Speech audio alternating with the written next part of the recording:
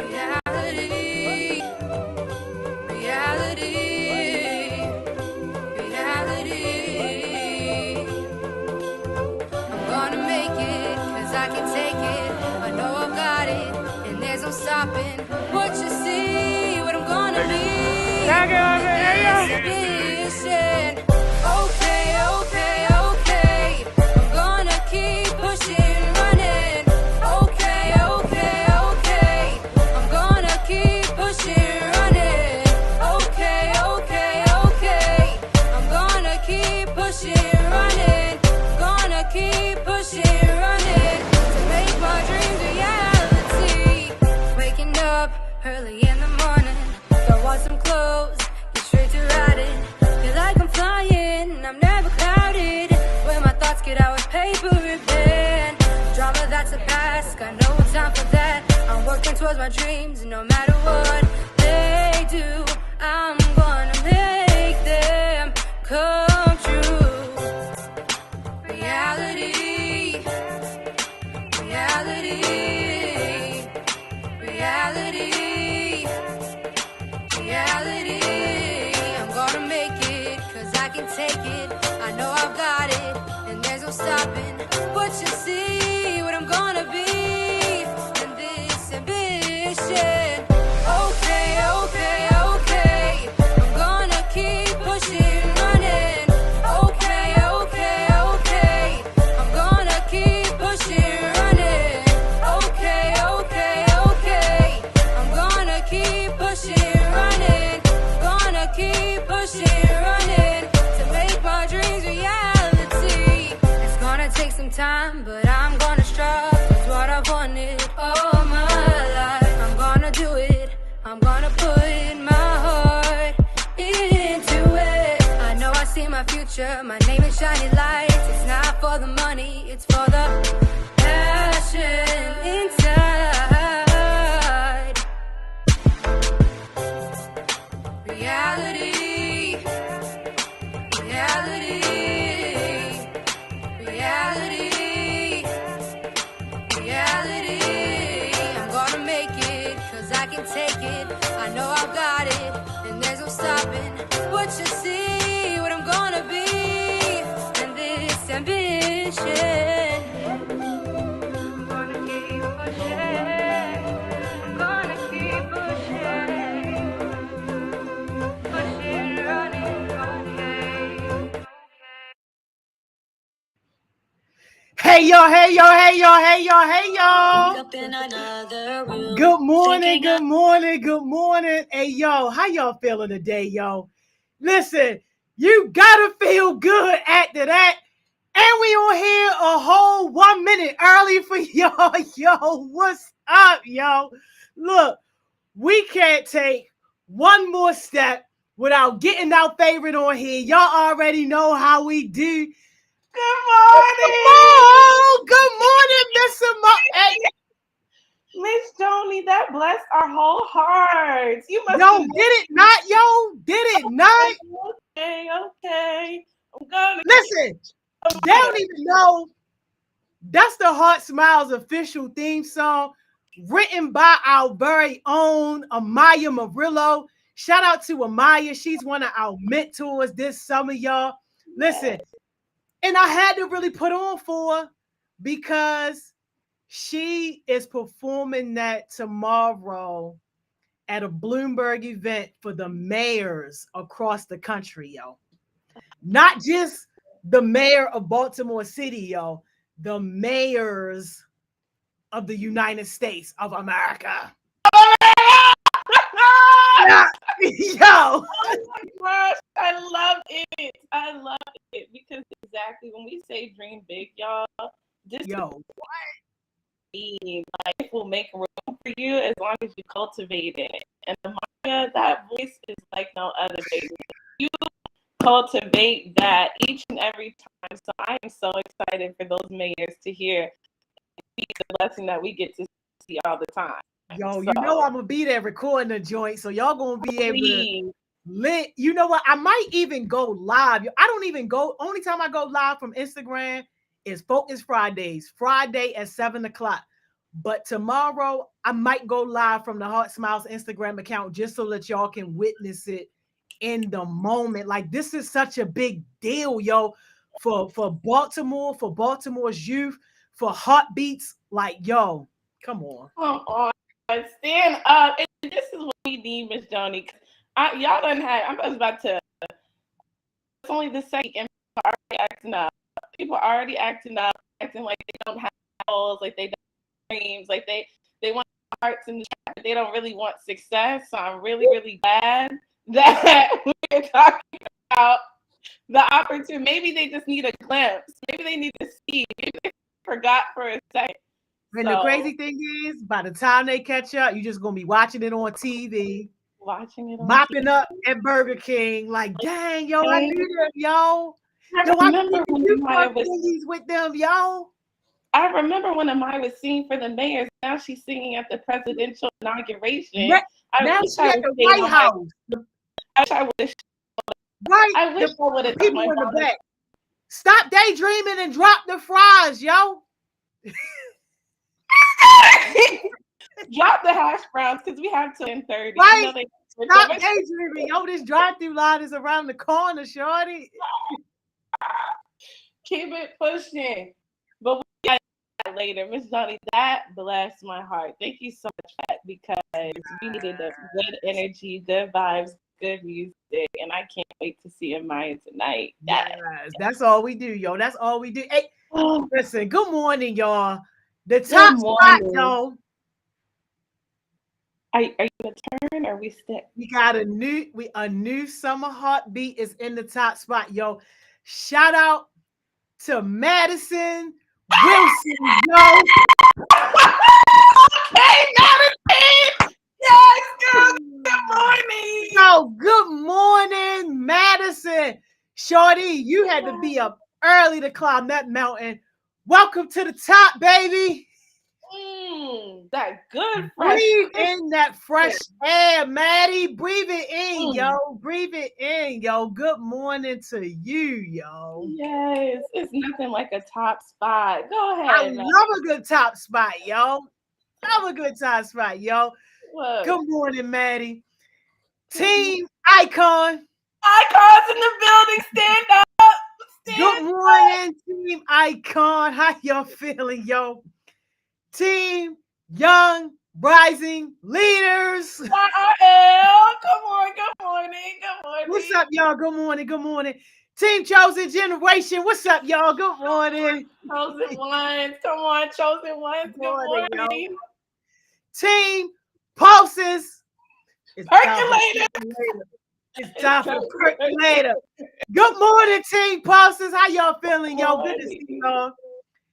Team New Gen Leaders. New Generation Leaders. Good morning. What's up, y'all? Good to see y'all.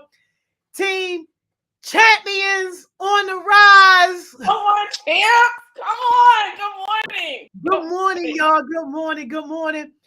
It's the takeover. Team Takeover. Good morning, y'all. Good morning. Team Visionary Youngins.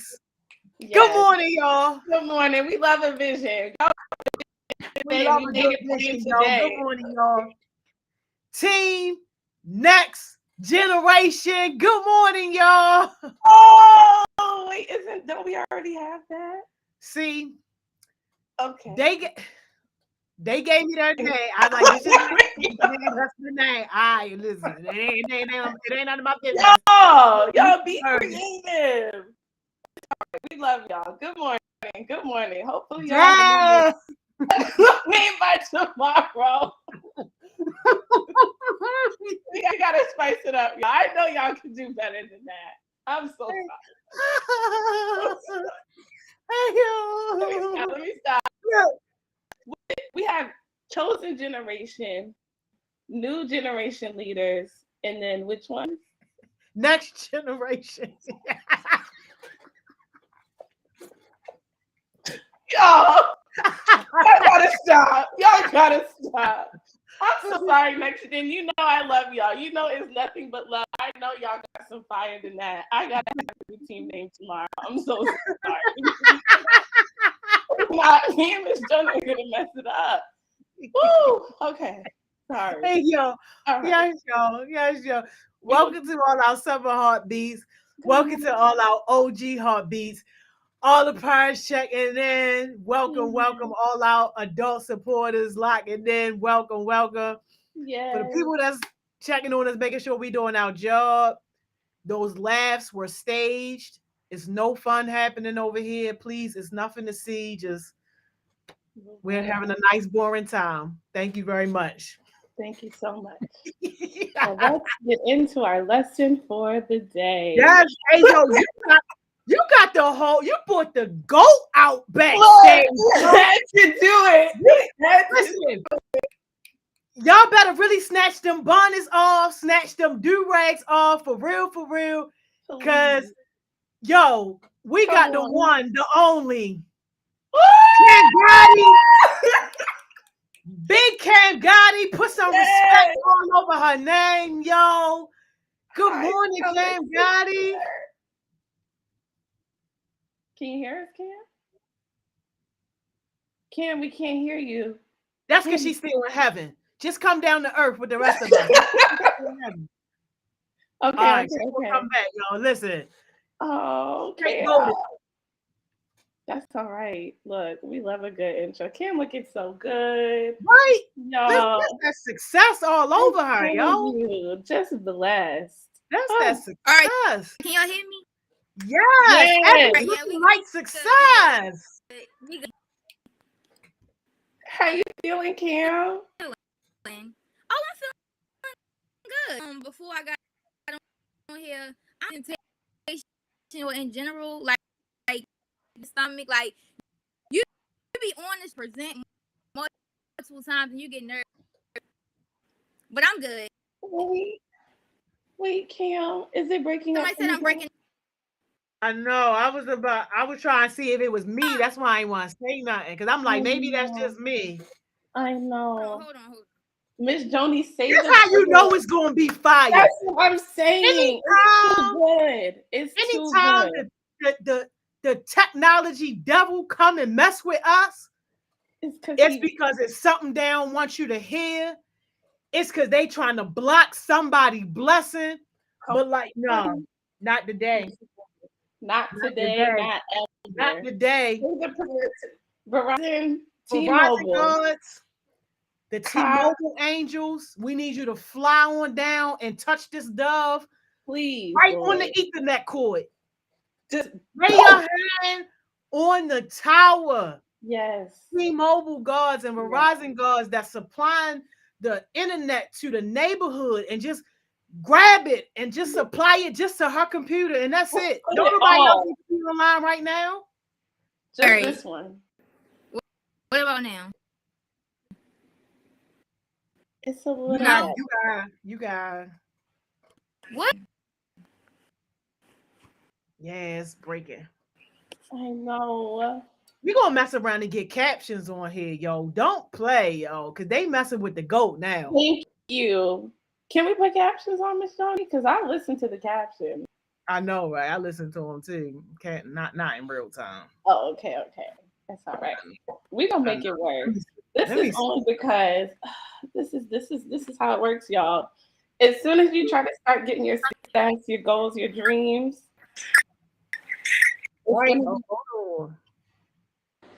Listen, we'll always find a way. Here we go. All right, Joe.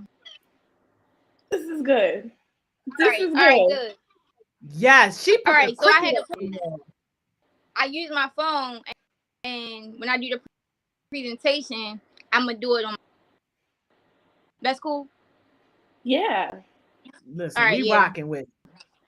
Actually, talk back because y'all traumatized me a little bit because y'all froze. And looking like, y'all hear me or am I breaking up again or?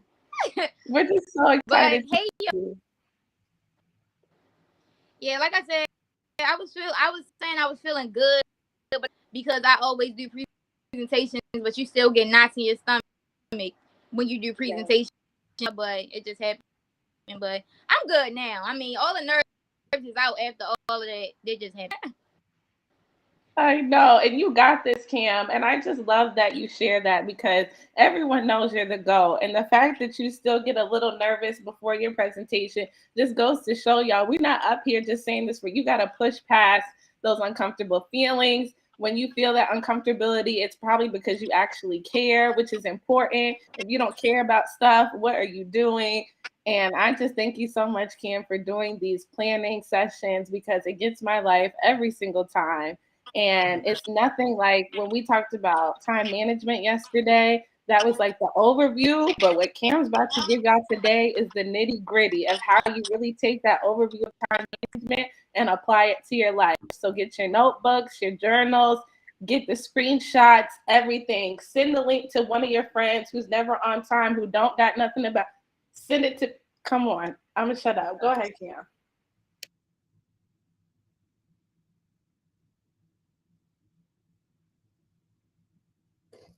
No, yo. No, yo. Jesus. No, yo. Cam, come back, Cam.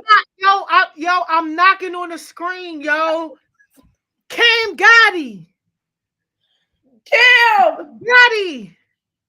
Cam, blink twice if you can hear us. Cam. Oh my goodness. Y'all see how this how you know it's gonna be powerful, yo, because they messing with you, yo.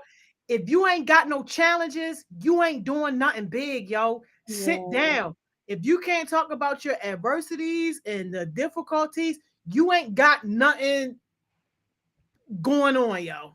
Yeah. Oh my God, yo. Remember that time, Ms. Donnie? Remember, was it the first week of success sessions, maybe last year before, where all your electronics went out? Everything went You out. remember Whole house that? went out. I remember. All of it. I see movement. Cam, are you there? It looked like she moving. I can't hear though. I do see movement. Flip your head back and forth. Let us know you can hear. Oh, she can hear us. Okay. It's the audio. Yeah, Kim, we just can't hear you. It's the audio, yo. You want to call my phone? And then they hear the audio? Yes. That's good, Miss Joni. We gotta get creative over here, yo. Look, we keep it moving. We got to, yo.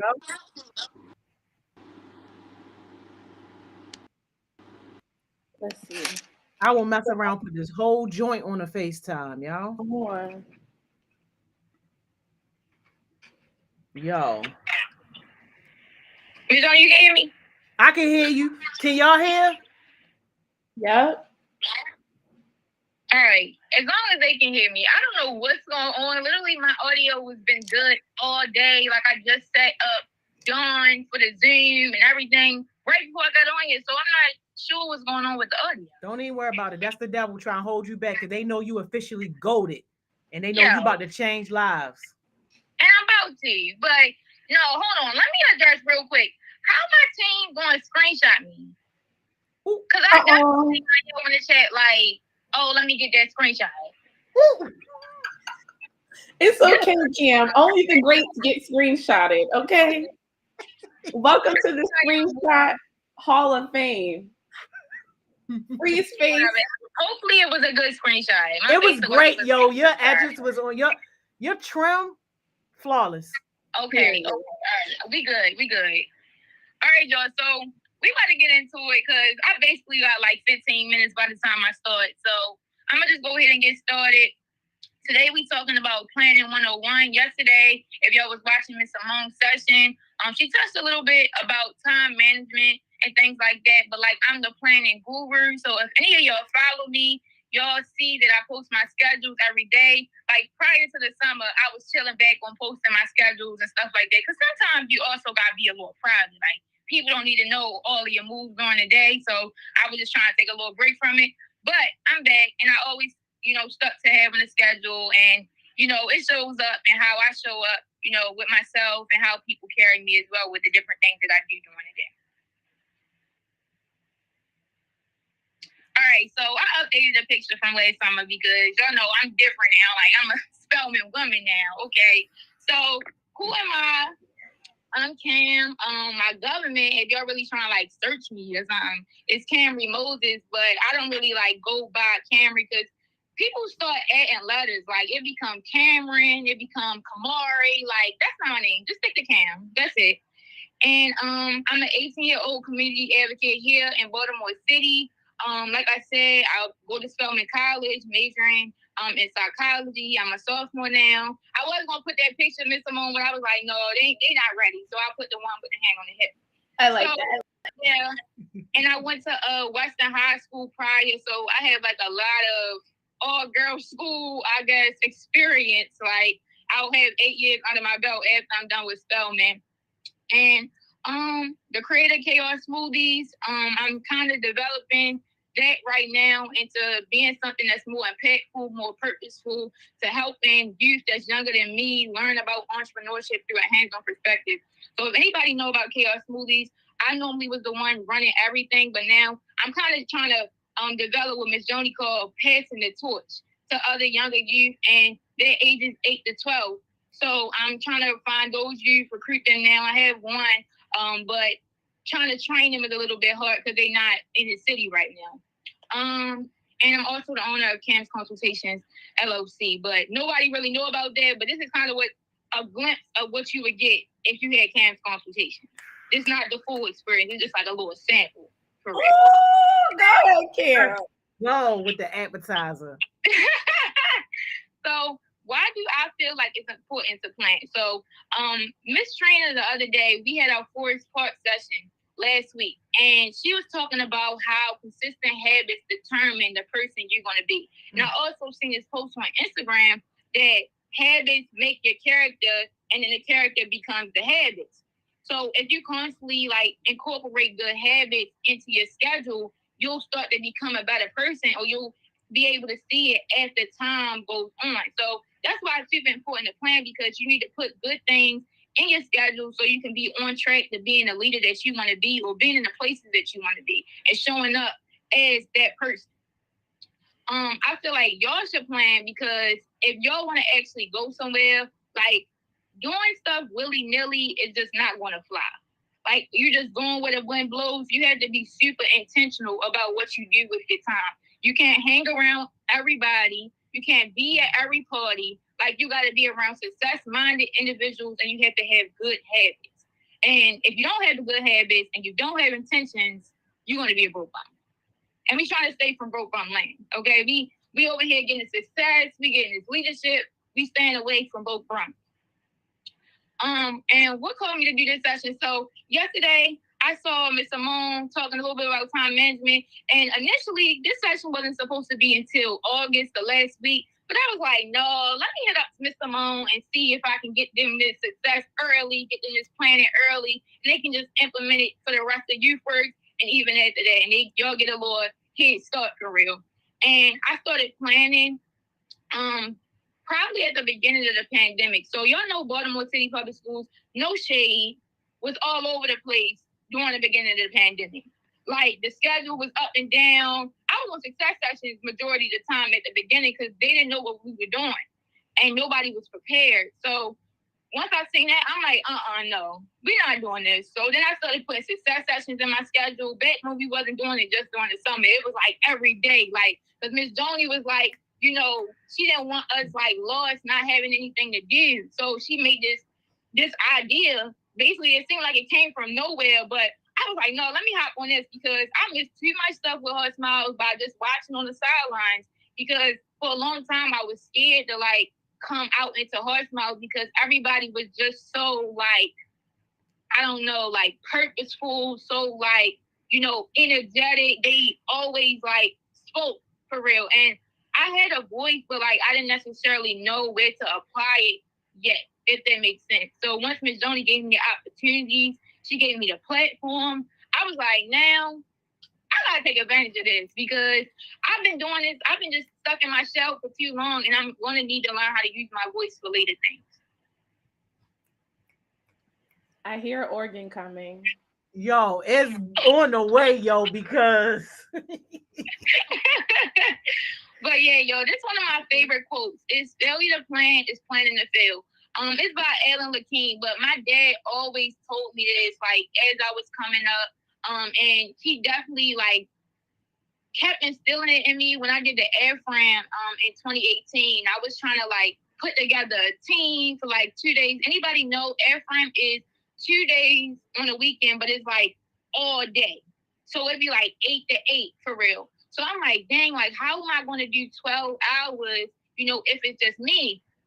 And I can't do 12 hours if it's just me. So I had to like implement a team. I had like my cousin, I had my childhood best friend there. Like I had different people that I had doing different roles. And basically that's what I was kind of practicing, that delegate. And I'm not going to say I'm a perfectionist or the best at it yet, because I do still like know like who I am and how I do things. That everybody you can't delegate tasks to. So it's kind of like when that discernment take place, that's when you can learn how to delegate stuff. But yeah, failure to plan is planning to fail. So if you don't really want to go nowhere, don't plan. But if you want to go somewhere and you want to be a leader and you want to step into your voice and make impact on the world, on the city, then you have to plan. You have to plan those things out. My God. Yo, did she say if you don't want to be successful, don't plan? Yeah, if you just want, don't do it. It's as simple as that. Tell them, Please put that in the chat, somebody. Tell That's them, what I'm saying. But yeah, as I'm going through, make sure y'all have your questions just ready, because y'all know the time's gonna fly. We already like halfway through the session, so make sure y'all just dropping your questions or y'all holding them and y'all copy and paste all at one time or something like that. So why is it hard for people to make a schedule? People always ask me this, seeing how I kind of do it, like not seamlessly, because I'm not gonna say like that, because I'm a real humble person, but like it's really like difficult to like attain new habits, if that makes sense. They say it takes like 3 weeks to make a solid habit. So if you're not doing something every day and somebody doesn't have that discipline, we talk about this in leadership and entrepreneurship classes. If you don't have that discipline, you're not going to be able to make a schedule and stick to it every day, because anyone can make a schedule.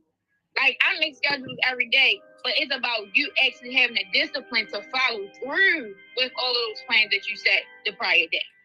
So if you don't have the discipline, you're not going to stick to it.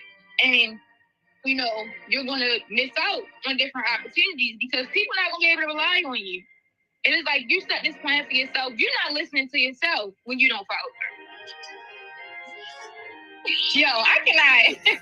come on, Sister Cam. Yo, Sister Cam is in that pulpit right I'm now. telling you. I am telling you, Sister Cam, we have some questions from the community, from the congregation. Okay. One question is, do you want us to ask you now or later? You can ask me now, because I'm trying to be as impactful as possible with my remaining couple minutes. Okay, so Jada asks, if I can't follow my schedule, is it me who isn't consistent, or does my schedule not work for me? It could be a mixture of both. So, like I already said, it's pretty hard to come with a new schedule and, actually stay consistent with that habit. But it also may be that the schedule isn't working for you. Like thinking about how much time it takes you to do things. If you're only giving yourself 30 minutes to eat, and maybe you're a slow eater, or like you lollygag a little bit more, maybe you need to give yourself an hour. Like it's also about learning how to adapt. So like the first schedule you make, it might not be necessarily fit to you, but you just got to do like a trial and error thing, if that makes sense. So if one thing didn't work, try another way. Because if you keep trying the same way that didn't work, like Ms. Mo said the other day, you're basically insane. Yeah. So try something new. Absolutely. And I just want to say too, y'all, because I think a lot of the times people don't even start because they're so like, if I go off my schedule, if it's not you have to start maintaining that habit. So there's no reason why you shouldn't have at least what you're going to do within your morning routine and some things in the day. Success Sessions already outlines it for you. You already know where to be at 10 a.m. to 11. You already know where to be from 11 to 12. We are trying to get you guys in this routine and habit. And if you could stick to that, start small and then keep pushing yourself. But there is no reason to not start, because you just don't want to be successful. Okay. Now, Baby Barack asks, when did you realize making a schedule was necessary, and how did you develop that discipline to do it daily? Yeah, so like I said, like I started it at the beginning of the pandemic when Baltimore City Public Schools was all over the place. And I didn't see it at first, but Baltimore City Public Schools was kind of like my source, if that makes sense. Like my schedule was told to me by them. So before, initially during the week, I would be like, okay, from 8 to 2:40, I'm at Western. So I don't have to worry about actually setting up my own schedule. Like, of course, I probably could have did a little bit more planning after, but like, all I knew, like, for a majority of my source was Baltimore City Public Schools. So when my source was removed, what do you do? Do you just go where the wind blows, or do you actually make a plan to fill the time and make it more intentional? So when I seen that Baltimore City Public Schools wasn't really where they needed to be, and I seen Ms. Joni over here starting success sessions, I'm like, I want the success. So I started putting success sessions in my schedule every day, and we had it at the same time doing this. So this is basically school time. I get a little extra time to sleep if I want to. I can wake up at 8:30 instead of 6 o'clock. Boom, I'm going to eat breakfast. I'm going to do this. Success session come on at 10. I might hop on a session or two. Like, I started doing things like that. And what was the second part about discipline? Just a second. It says, and how did you develop that discipline to do your schedule daily? Yeah, so like I said, with that being my source, I had no choice but to start it daily because school was Monday through Friday. And if I didn't have no schedule for that, then I wouldn't, have no structure. And I don't know. I didn't know that I really liked structure until school, like, was interrupted. That makes sense. The pandemic came. I was like, I need some structure because I'm not the person that, like, laying in my bed, like, all day. Unless I'm really, like, burnt out, I'm not one of those people that just, like laying in my bed. Because then the day over, it's nighttime, and like you did nothing. You slept all day. What are you sleeping for? You're not getting rejuvenated for anything. Like if you don't have no plan, you just sleeping in the bed just to sleep. Be purposeful. You got a purpose, you need a discipline. Reach! Yes! We're going to let you keep going with your presentation, but the questions are coming in hot. So you keep going. And the next pause, I'll ask the next couple questions. All right, babe, I got you. All right, so like I said, why do people find it hard to plan? So it's hard to stay on schedule. So I'm going to try to answer some of these questions I've seen as well as I'm going on. So I don't have to just designate that specific time. I'm going to just do it as I go through. So John said something about how do you stay on track when urgent events or something kind of like shakes the room for real. So like if your parents or somebody are telling you to do something and you got this certain thing you had to do, remember what your priorities are. Like, of course you love your mom, you love your friend, or whatever the case may be, but if you just can't do it, say no. It's about having certain boundaries around things. So like for me, I found out recently that them yeses is expensive. And when you keep saying yes, what that mean for your schedule? You don't got no breaks in your schedule. You don't got a nap. You don't got nothing. So like by the time you keep saying yes to people for their urgent requests, it may be urgent to them, but it may not be urgent to you. So remember what your priorities are. Some of the other reasons why it's hard is timing and being realistic. So Jada, this one for you. If you know that something is too short for you, make it a little bit longer. I'm not saying make lunch be 2 hours or nothing like that. Do something that's actually gonna, be beneficial for the rest of your day. But be realistic. Be real with yourself. Be aware of who you are, because nobody can tell you who you are but you. Not having much to do. So this is if you're trying to go from broke on the bars, like we was talking about on Taylor session. You need more things to do, okay? We got success sessions, but y'all can go get the success at Winning Wednesday. Y'all can get Tech Tuesday. Y'all can get Thriving Thursday, Focus Friday. Y'all can watch old recordings. Even when we don't have a session. On Monday, you looking for something to do. In the evening, go watch one of the recordings. You pull up any one of them, you get the leadership. Any one of them. An hour. That's all you got to do. You watch Netflix episodes. You watch movies. You can put an hour in for some success. And some people aren't always used to a structure. So for me, I personally thrive on having structure. Some people don't know what they look like. Some people like, oh, I'm going to be outside all day. I'm going to do this. I'm going to do that. I'm not one of those people. So if you're not used to structure, keep leaning into that healthy discomfort. Miss Jewel just said this at Winning Wednesday the other day. Lean into healthy discomfort. And when I say that, that means success is going to be uncomfortable. It's not going to be instant, but you have to sit in it. Sit in that for a little time, and then it won't be as hard because you keep dealing with it. You keep coping with that discomfort as you're going on and trying to create that habit. And then the last one is you aren't clear on your goals and priorities. This basically ties onto purpose. Everybody doesn't know their purpose, but when you try new things, try different things, you learn what you like and what you don't like, and what things you gravitate towards. So for me, like, I didn't know I liked leadership in my community as much until I came to Heart Smiles. But that's because I put myself into a new opportunity. I didn't necessarily know where I wanted to go. Yeah, I had some ideas that I would go to college and stuff like that, but that was something that I was already instilled in. I'm good academically. Like, I need to push myself beyond that. So I'm like, what else can I do? Heart Smiles. Heart Smiles put me in things that made me feel uncomfortable, but they made me grow. So try to do things like that that'll allow you to kind of find your purpose. And you're not going to get it in a day. You're not going to get it in a day, but just keep working towards it. Like, I didn't really necessarily know that my purpose was, sowing my seed into the community until about a year ago, that it was really like crystal clear to me that this is all I love doing. Like, I can come on a session, I can host a session, I can present to people, and I love doing it. Like, I feel rejuvenated after. Like, it feels just as good as a net with the rain sound. Y'all know that. I'm just saying, but it just feels so rejuvenating when you can come on here, have your impact on people and just keep going with the flow through the day. You don't feel like too much work. But Miss Simone was saying the other day, like, if you have a job that you really love, it will never feel like work. Come on. And you get good pay. I'm just saying, you get good pay for your time too. Come on. Tell him, Tim. Miss Simone, you got another question before we move on to the next piece?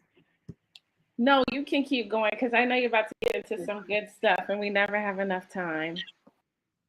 All right, bet. So this portion is how do I make my schedule? So I'm not going to do a walkthrough because we don't have too much time, but I'll basically tell you what I do when I start my schedule. So some of the things that I do is Heart Smiles, I don't know, like, it's on top of the priority list. Like, my success is important too, but I know that I'm also sewing into my success when I do Heart Smiles stuff. So throughout the week, I'm like, okay, what Heart Smiles got going on? So say tomorrow, for example, if I'm thinking about my schedule, I'm like, oh, snap, we got Winning Wednesday at 6. I mean, I can never forget about Winning Wednesday because I co-host, but I also am tech behind the scenes, even when y'all don't see me on. So Winning Wednesday, 6 to 7, really 5:30 to 7 for me, because I'm going to make sure that everybody at where they supposed to be at Winning Wednesday. We got success sessions. That's 10 to 3. That's on my schedule. What do I need in order for me to be the best version of myself during the day? I need to eat. And I need to schedule it. Because I'm one of them people, if I don't schedule it or I don't plan it, I'm not going to eat. And I know that about myself. So I got to put it on there. Like, some people can be like, oh, I'm going to eat. I don't need to put that on my schedule. No. Put it on your schedule. Put a shower on your schedule. Put a gym on your schedule. And just don't go with the flow. Like, this is not always about how you feel. And that's where that discipline come in. Like, you're not going to always feel like doing stuff. Like, sometimes I don't feel like going to the gym, but I know it's going to make me feel good after. I know I'm going to sleep better after. So it's about actually putting things in your schedule that's going to have you do things and make you grow. What's some other things? So yeah, doing some of those habits is going to actually make you feel good. And, the things that's on your priority list, your schedule should match up with your priorities. So if you don't know what your priorities are, sit down and have a conversation with yourself to determine what those are. Like, I know my family important, so sometimes I'm going to have some family time, but that's probably most likely going to be on the weekends because I don't want it to be cluttered with work. Like, I'm on a meeting while we out or anything like that. So weekends is more so for family time when I want to, go out with friends and stuff. Or if I'm really feeling it, maybe I'll go with you later on tonight, like a couple hours at the success sessions, or if it's like a Tuesday, I don't really got too much going on later if it's not a tech Tuesday or anything like that. So I'm gonna go ahead out with my friends, or I'm gonna go chill at somebody's house or something like that. But that's when you got time for it. When all of your other ducks in a row, I'm not gonna say things is perfect, but your to-do list is done, you know, all of that. Now you can go out with your friends. So it's about determining where your priorities lie. More Kim, come on. Can I ask you 2 questions? Yeah, go ahead. Okay, so can you talk about accountability and how you hold yourself accountable to following your schedule? Yeah, so for me, when I don't fulfill my schedule, because I'm not gonna say I never did that. Like I'm always spot on. I'm not gonna say that. I'm being fully transparent. Like you're not gonna always have days where you to a T with your schedule. But I know when I don't follow my schedule, I feel bad. Like it's like a point where like I feel like disappointed in myself, if that makes sense. Because it's like I have all of these different things that I want to do, and if I don't do them, it's like, dang, like that's how you feel about yourself. Because when you have habits or things that you do, or basically look at how you treat other people, right? And then look at how you treat yourself. So if you say, look, I'm going to do this thing, and you don't do it, do you really respect yourself? And one thing is, like, your word is your bond. So if I say that I'm going to do it, I'm going to do it. And if I post about doing it and you'll see it on my Instagram, that's another layer of me holding myself accountable. Because now, look, people see all these different things I said I'm going to do. If I don't do them, like, I mean, it's not about y'all, but it's more so about, like, look, people think that I'm doing these things. And this is what I really want to do. So I'm going to hold myself accountable to it unless I want to feel disappointed or I want to feel like I wasn't being productive. But I did have this thing before, too, like, basically, I guess, an anxiety about not being productive, if that makes sense. Like, I can not work myself into a hole, but, like, I always want to do something more. Like, even when Ms. Donnie, y'all can ask her, she got this list of things to do for admin, right? I see her the other day, I'm like, Ms. Donnie, it's not nothing new on the list. Like, what's going on? But, like, sometimes I'm working on it, y'all. I'm a work in progress. I got to set boundaries with myself on how much work I do.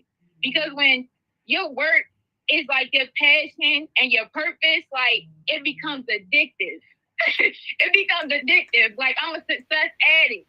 So I got to be like, all right, Cam, you got to stop doing work at 8 o'clock. Like, you need to just chill out so you can be ready for tomorrow. Come on, Cam. I'm a success addict. I'm telling you. Addicted to success. This last slide, and then we're going to just hop into any other questions, because I want to make sure we got time for the jewel and any other questions. I'm here to serve y'all. But this next piece is being organized and creating a schedule based on your specific needs. Like, what works for me might not work for you.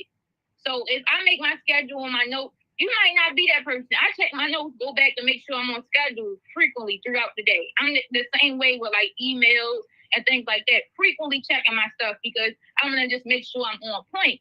Staying ready so I don't have to get ready. When Ms. Joni be like, all right, Cam, it's a meeting at 2 o'clock. Can you get on?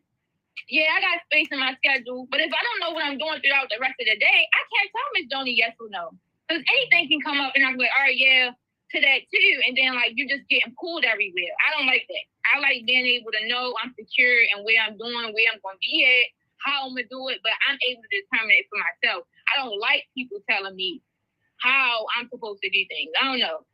I think it's that leadership in me, but I don't like people telling me, like, you're supposed to be here at this time, in this time frame.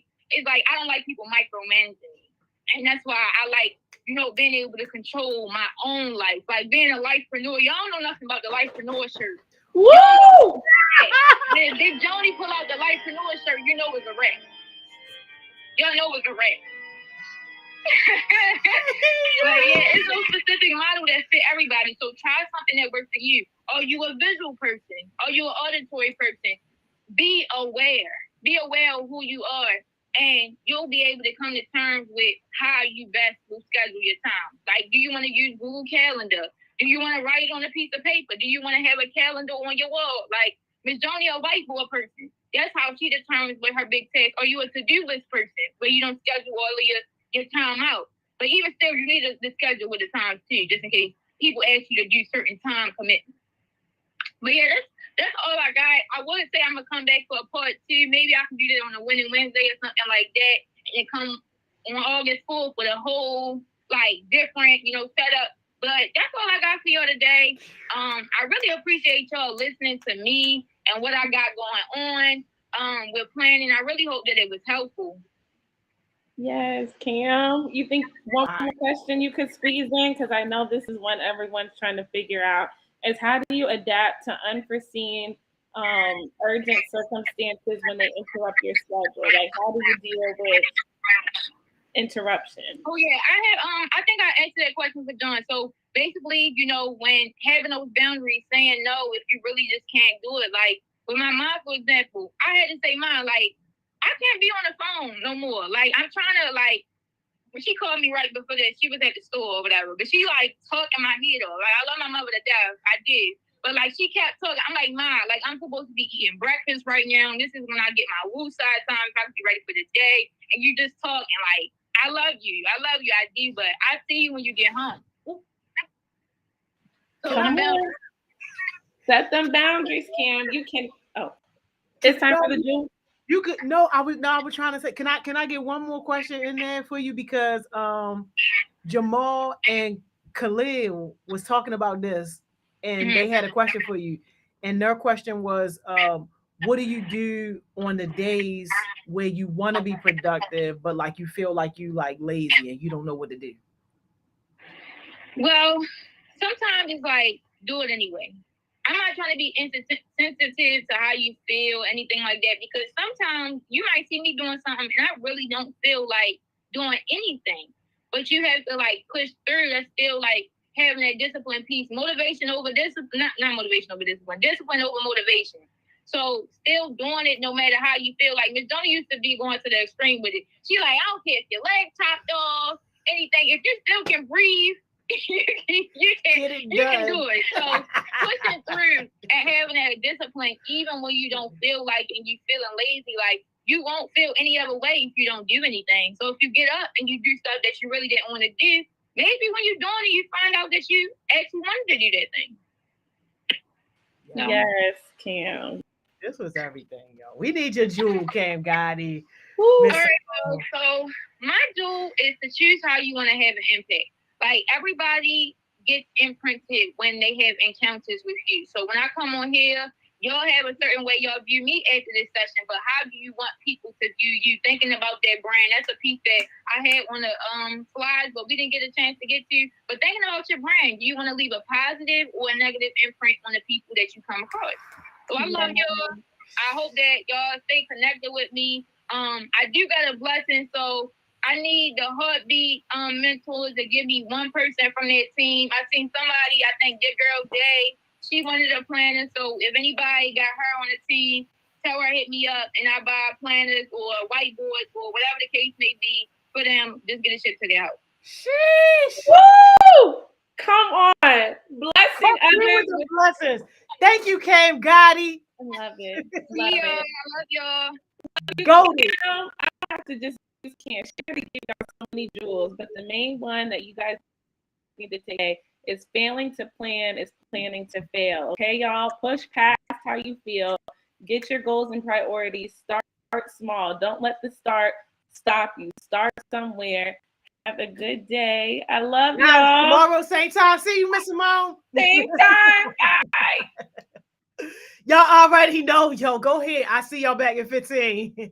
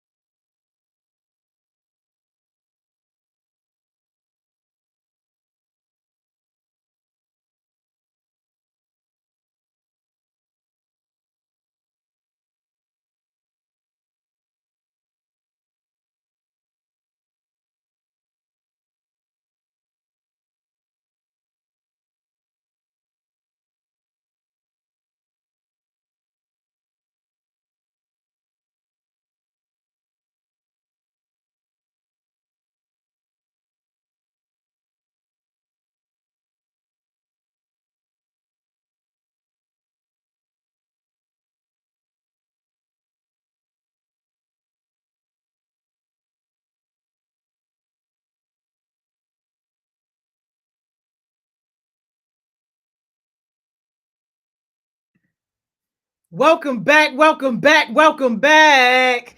Hey, y'all. I hope somebody is having a great day at work so far. I hope somebody's having a great day just in general.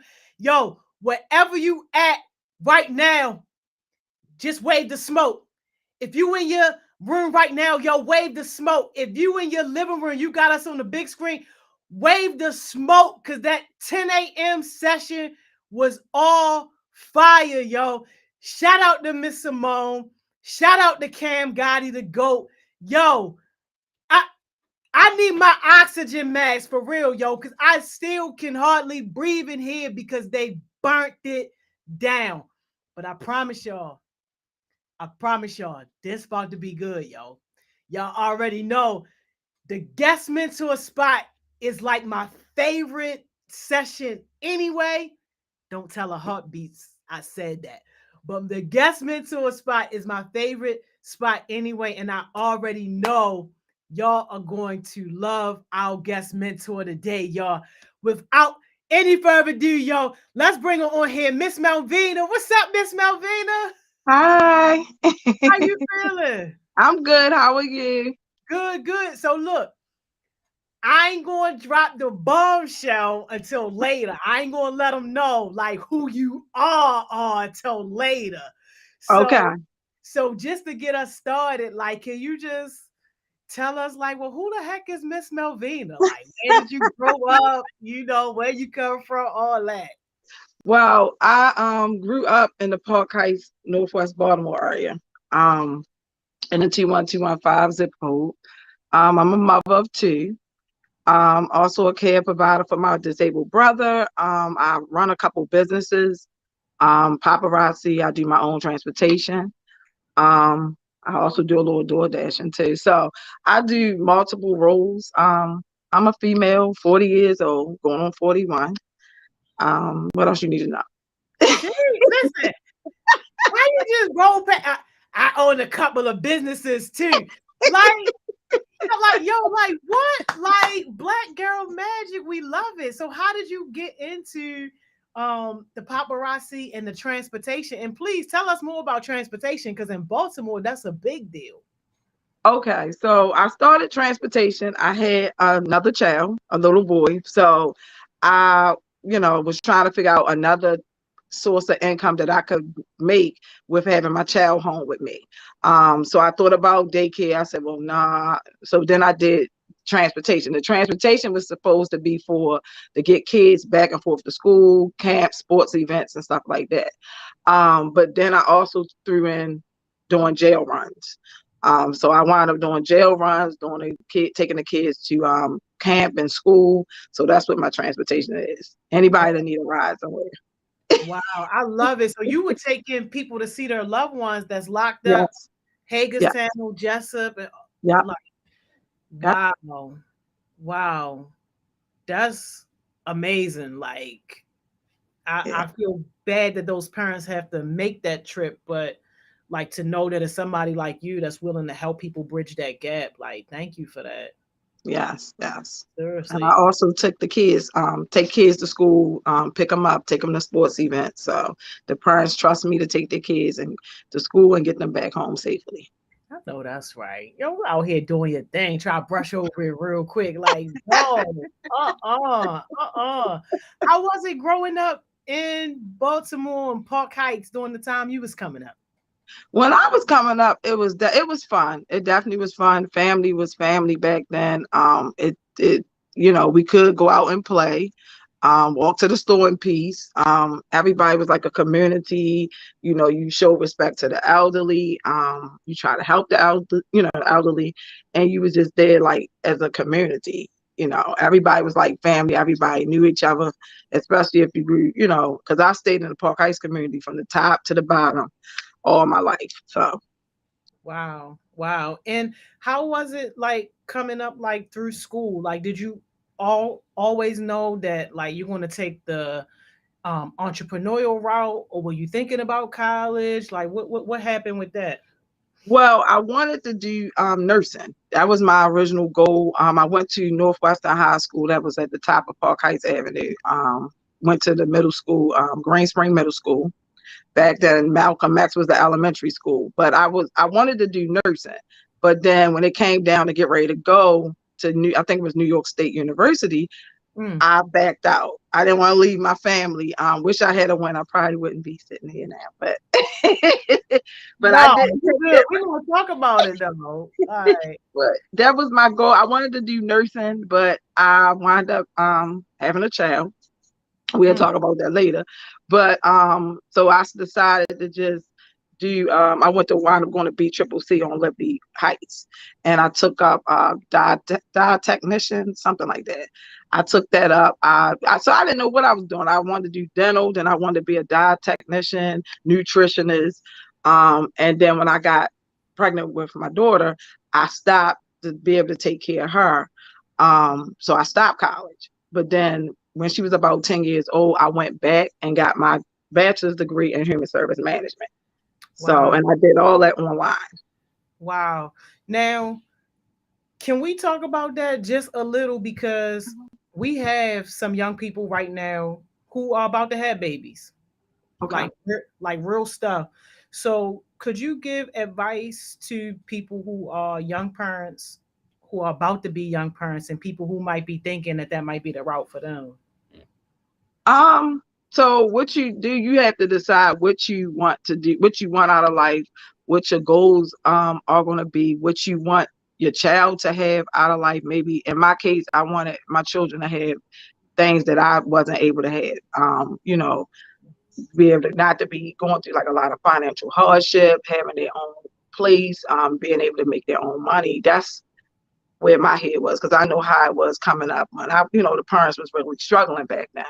So you have to decide, what your goal is going to be in life, what you want your child, to grow up to have. So that's where my head was at and I still, even though everybody was like, no, they was telling me to have an abortion. I'm just being real. And I was like, no, I'm not doing that. So I kept the baby, and I'm not going to say it's going to be easy. You're going to have your days, your moments. But I knew in my head that I wanted more in life for me and my child. So then I decided, I did some temp work. I wound up working at social services for about 11 years. And while I was at social services, I did it at University of Phoenix. So they came and did a segment at the job. And I said, well, you know what? I had stopped college to make sure, I could raise my daughter, and I got a job and all that. And I just wanted to go back to college and see, so that she could see that even though I stopped, you always can turn your life around and go back and fix it. You always can change. Wow. Yo, Yeah. Powerful.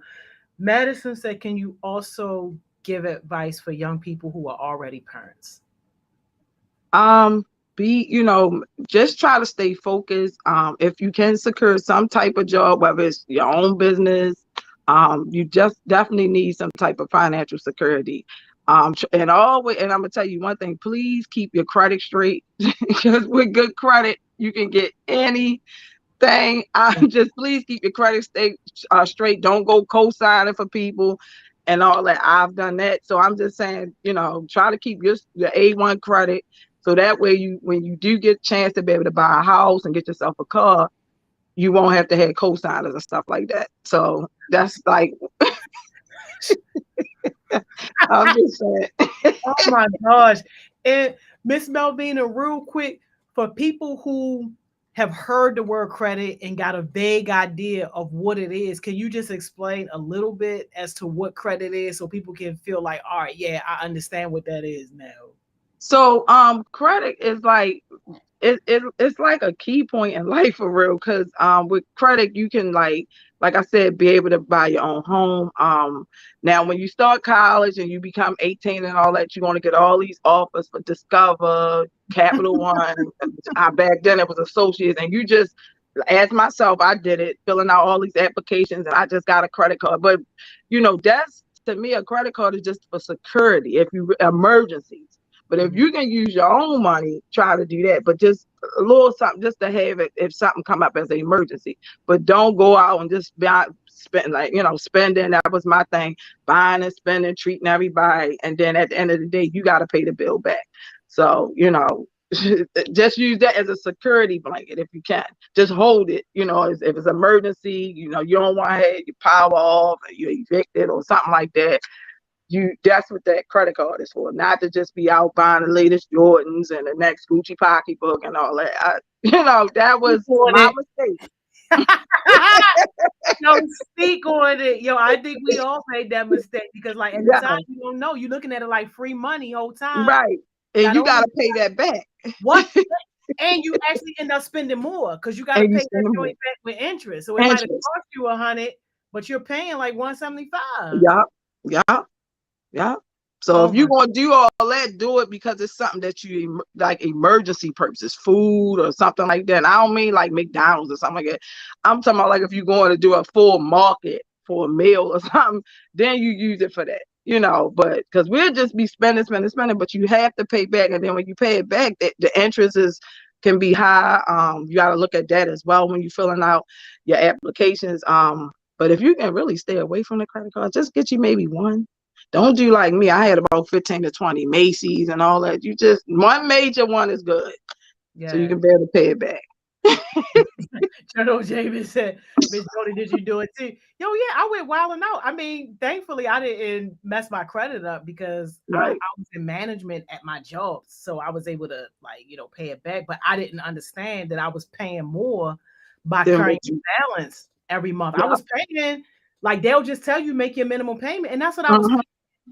Like nowadays, I know I use my credit card. I pay the full balance, right? And I didn't understand that when I was younger. Wasn't nobody talking about no credit and all that stuff. With like, no. Learned the hard way. The very hard way, yo. Craven said, "When did you get your first job, and what was that job?" Well, really, you want to know my very first job was when I worked with YouthWorks. I was about 14. I worked that was my very first job. I worked at James D. Gross Recreation Center. So that was in the 21215. That was my very first job I ever had. Do you know Mr. Randy? Yep. No, that's crazy. No, Mr. Randy has been running that rec forever. Yeah, forever. The first people, when I said I needed space to do a Heart Smiles event, this was before people knew what Heart Smiles was, and I was trying to do this event, and he was one of the first people like, yeah, just come in. You could do the event. Didn't give me no hassle, none of that. And he was all like, I've been doing this for decades. I'm like, wow. Yeah.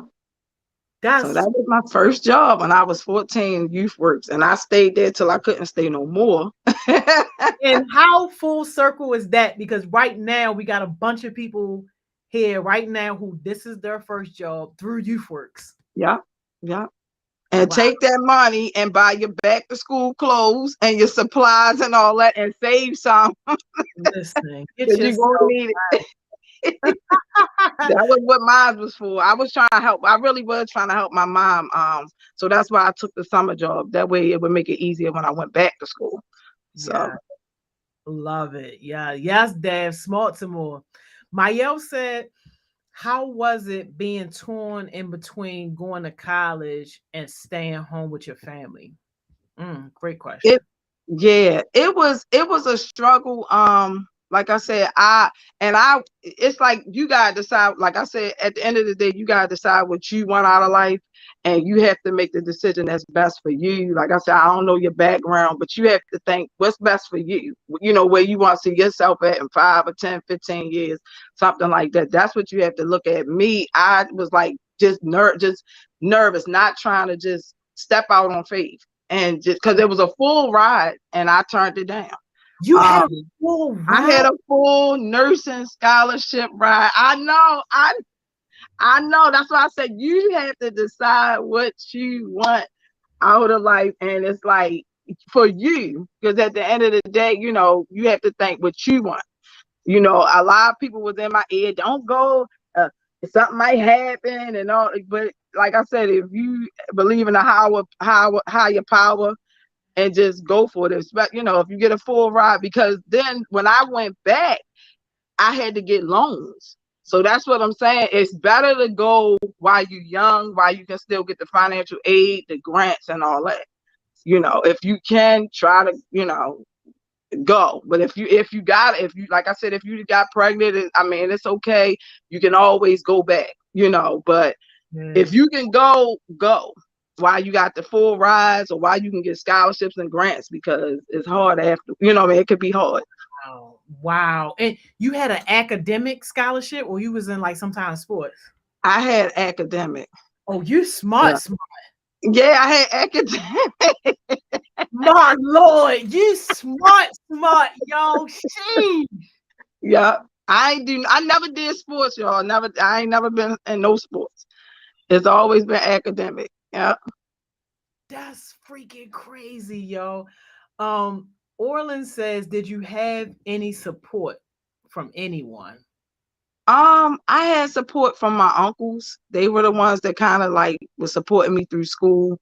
But it was like I just didn't want to leave my mom. I don't know what that was. And sometimes it's too late. It's not too late because I did go back. But sometimes I'm like, if I probably would have just went on and stepped out, I would have been, my path would have been different. But if that's why I say, if you can go, especially when it's free, because that way you don't have no bill when you come out of college. Loans, once again, we talking about credit, so it starts there. So, yo, wow. Jamal says, what was it like for your child when you left for college again? I didn't leave. I did it online. She was about 10. While I did work, I worked at the Department of Social Service. I was a clerk back then. So I did my school work and I did the clerical work at social service, and I was a mother, single mother. Oh so, my gosh. Yeah, so it was all online. It was online. So you didn't have a traditional classroom setting. Your mind had to be focused on like coming in, doing your homework. There's nobody standing over top of you. You don't have to be to class at 9 o'clock. You had to get this work done by a certain time and still help your child and, and be on the computer at a certain time, turning an assignment. So everything was virtual except the graduation. Yo, that's a whole nother level of discipline right there you talking about.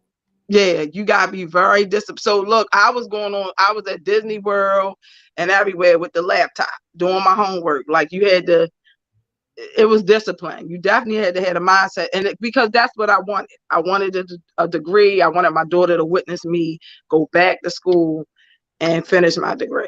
So that was why my mindset was on like we on vacation, but I'm still gonna get this work turned in. And I graduated University of Phoenix online with honors. Yeah. With honors. Yeah. Yo, he was over here blowing my mind, yo. I love it, yo. With honors. Sheesh. Yeah. Antoine said, when you was driving people to jails, did they have to find their own way back home, or did you wait for them? I waited. So I waited. And I had my son, he was probably about between 2 or 3 years old. So he was with me too. So we waited until they came out. Yeah. And these people was going like every other day, because I think you go by the last name, the odd days and all that. So they was going every other day. It's definitely money in it. I'm just saying, like, because you make your own prices, and people really was going. I don't know. It slowed down after the pandemic, during the pandemic, because they stopped the jail visits. But it's definitely money because people want to go, and then they want to be able to like know that somebody waiting for them when they come out or pick them up. And I was going no meeting downtown. I was picking them up from their door and then taking them back to their door. So that was the door service. Door-to-door service, y'all. Yo, you can charge about a good 150 a person, yo, right? And they not even mad because you can't put no price tag. Yeah. Next time to spend with their with their loved ones. Yeah. Wow. Yeah. Wow. Kev Gotti said, can you touch on what sacrifices mean for you? Sacrifices meaning sometimes you have to go. I mean, exactly what you mean. What kind of sacrifice? Let me get that. What kind of sacrifice you talking about? Let me get that one straight. Can you talk about like just general, like sacrificing in general? Because a lot of the things like that you had to sacrifice, like people would be like, "Oh no, this stuff gonna have to wait. I need to do was for me, and that's it." That's my thing. I always put others in front of me. Mm, So what others need or want in front of my own. So I push myself in the back and make myself last. mm, Yeah. mm. But that comes even like I said with being a mother. That's as a parent, that's what you do. You put your child's needs. So if it's like, okay, am I gonna eat or my child gonna eat? My child's gonna eat. Am I gonna go without clothes and I'm just gonna wear these and but my child got clean clothes going to school, the things they need. So it's like you basically, I guess out of being a young mom, that's how I had to like make sacrifices. The child always is gonna come before me. So Yeah, if I gotta eat pork and beans and my child gonna eat steak, I'm just giving an example. Then that's how yeah, yeah, yeah, yeah.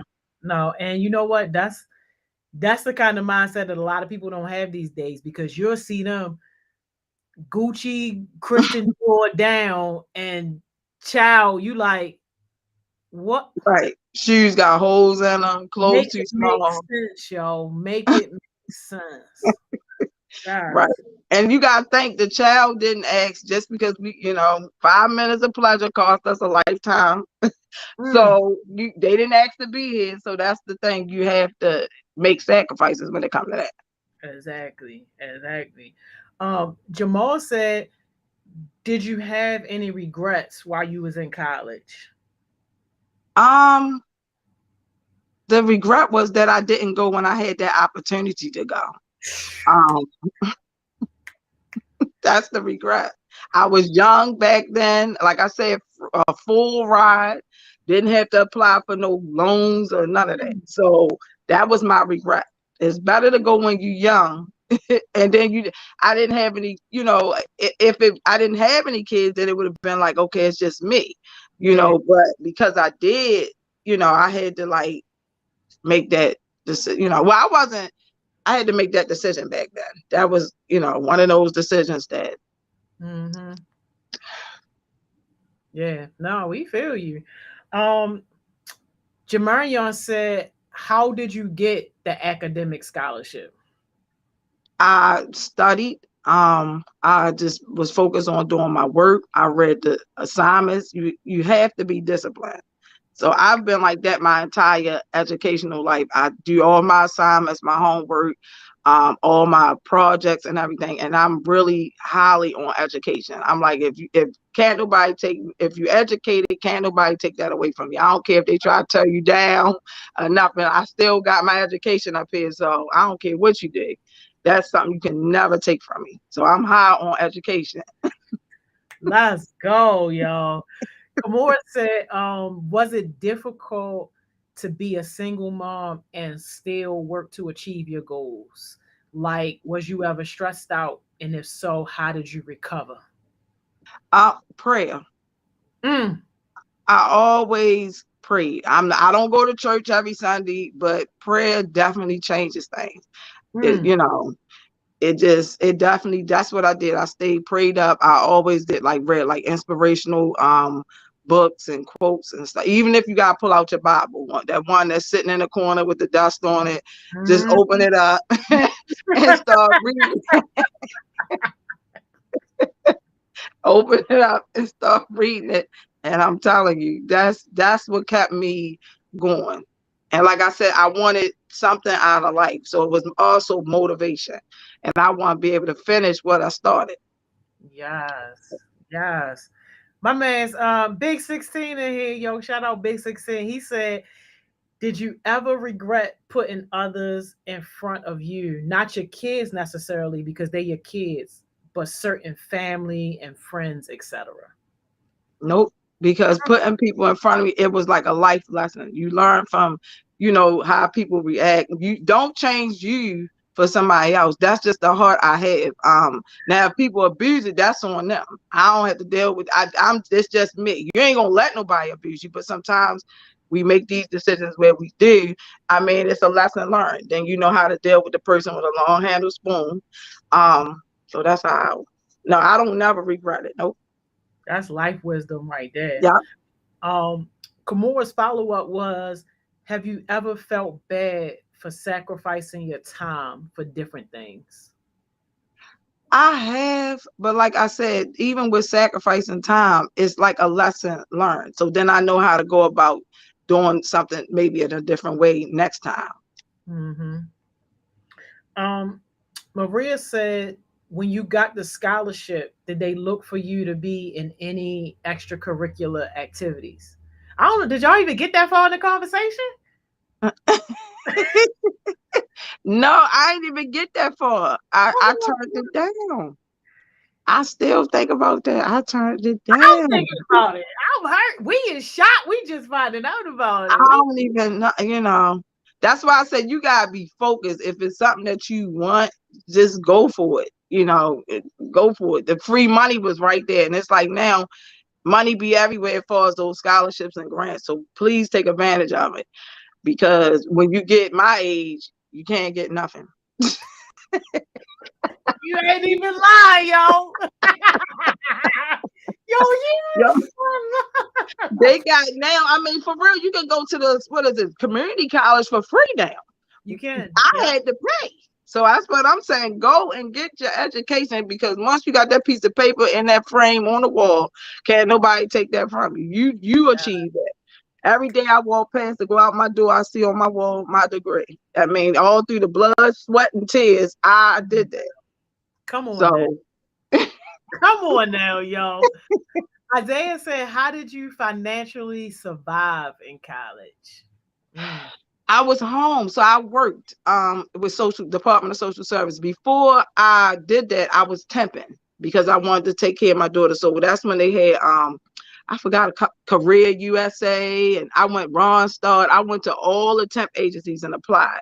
When you do the temp agencies, I know back then they used to pay you weekly. So I was doing that, and then I filled out for a state job, and then I got the state job. So I was there 11 years. So I was getting paid through the state job, working overtime when we could. Yeah, so Right. that's how yeah. Bragging it up. Yeah. Jamal said, how did you consistently stay focused throughout all your trials and tribulations? Prayer, y'all. You got to stay I'm prayed gonna up. pray, yo. And the goals and just know what you want. Like you just want so much more. You look at where you come, where how your my family, nobody in my family went to college. They didn't, if they did, my father, he didn't finish. So I wanted more than that. Like I said, I wanted more for myself as well as for my children. Like once you get something started, finish it. Try to, even if you gotta stop and come back, but finish. That was my thing. Yes, yes. Mayel said, how do you maintain prioritizing others before yourself? It's a mindset.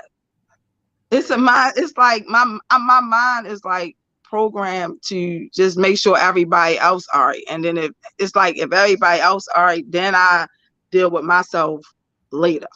I'm still like that to this day. Everybody else, I'll be making sure I running and ripping. And then at the end of the night, then I sit down to myself and, I take me a shower. But it's when everything is quiet. That's my most time to be able to think. Once everybody's taken care of, then you got to like downtime for yourself. So it's just like a mindset. Yeah, no, I can definitely relate. Kamora has another great question. She said, how good have you gotten with your time management for family, school, and financially? I'm going to be honest with you. I'm still working on it. Yeah, I'm still working on it. It's not easy. Somebody, and just know somebody gonna be mad because you're only one person, and I can't be over here, over there, over here, over there. So somebody just understand, look, somebody gonna be mad. Somebody gonna be mad, yo. I love it, yo. Somebody you can't and that's what you gotta realize. You can't please everybody. So you be where you can be when you can be. If you can't be there, I'm sorry, but I'm only one person. You listen, somebody gonna be mad, yo. Somebody gonna be mad. Yeah, we need to hashtag that, yo. Somebody gonna be mad. Chastity said, "Do you still have more major goals in life you would like to achieve?" Yes. I would like to be a homeowner one day. A nice big home at that. So I got a lot of work to do because I'm 40 going on 41. So I got a lot of work to do. But that's my goal. And for my kids to witness me to be a homeowner.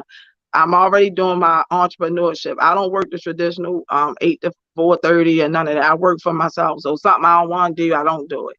So that's where, and I can't really see myself doing a corporate right now, like clocking in, because I be all over the place with my daughter, with my son, with my brother, and I need that flexibility Yes. to be able to do. Yeah, so that's to be a homeowner is my goal. I got a lot of work to do. Yes, yo. We love it. We love it. Now look, Miss Melvina, Mhm. feel like we should probably bust their heads real quick right now Okay. because, like, yo, they, they gonna need some time to process, yo. They gonna need a little bit of time to process. Okay. But yo, can you tell us who your daughter is? Okay. My daughter is Camry.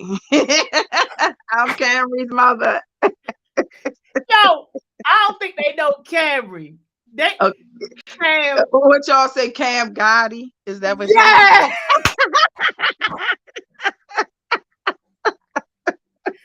that's who they know, yo. Yeah. So, oh my God, yes, yo. So, Coach Johnson, I had to ignore him because he all coming in the chat. That's how I knew he was late.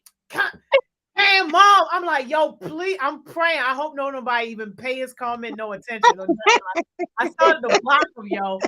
But like, see, yo, I told yo, you don't blow that.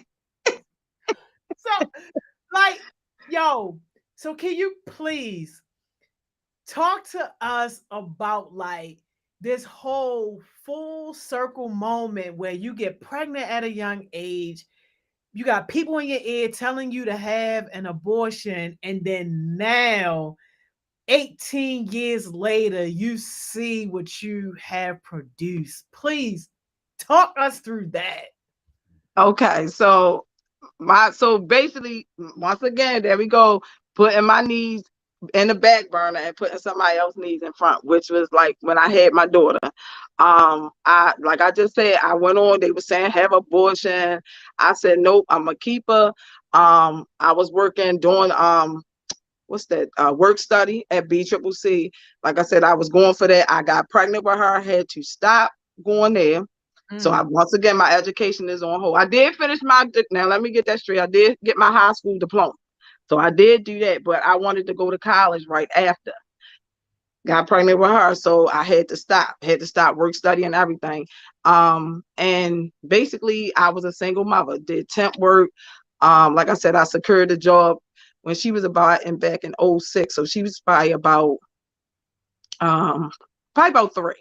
And I worked that job for 11 years. So I did a lot of sacrifice and I went without a lot. We struggled as well. So I did have like co-workers and family and stuff, not family, friends. Let me say, not even like a lot of family. My mom, which is her grandmother, passed away in 05. So she was 2 when my mom passed. That was like my support system. So I basically worked. Like I said, I did a lot of sacrificing. And I can say I was doing the food stamp situations, the cash assistance. So if you can get whatever help you can get it, until you can do better. So I did that.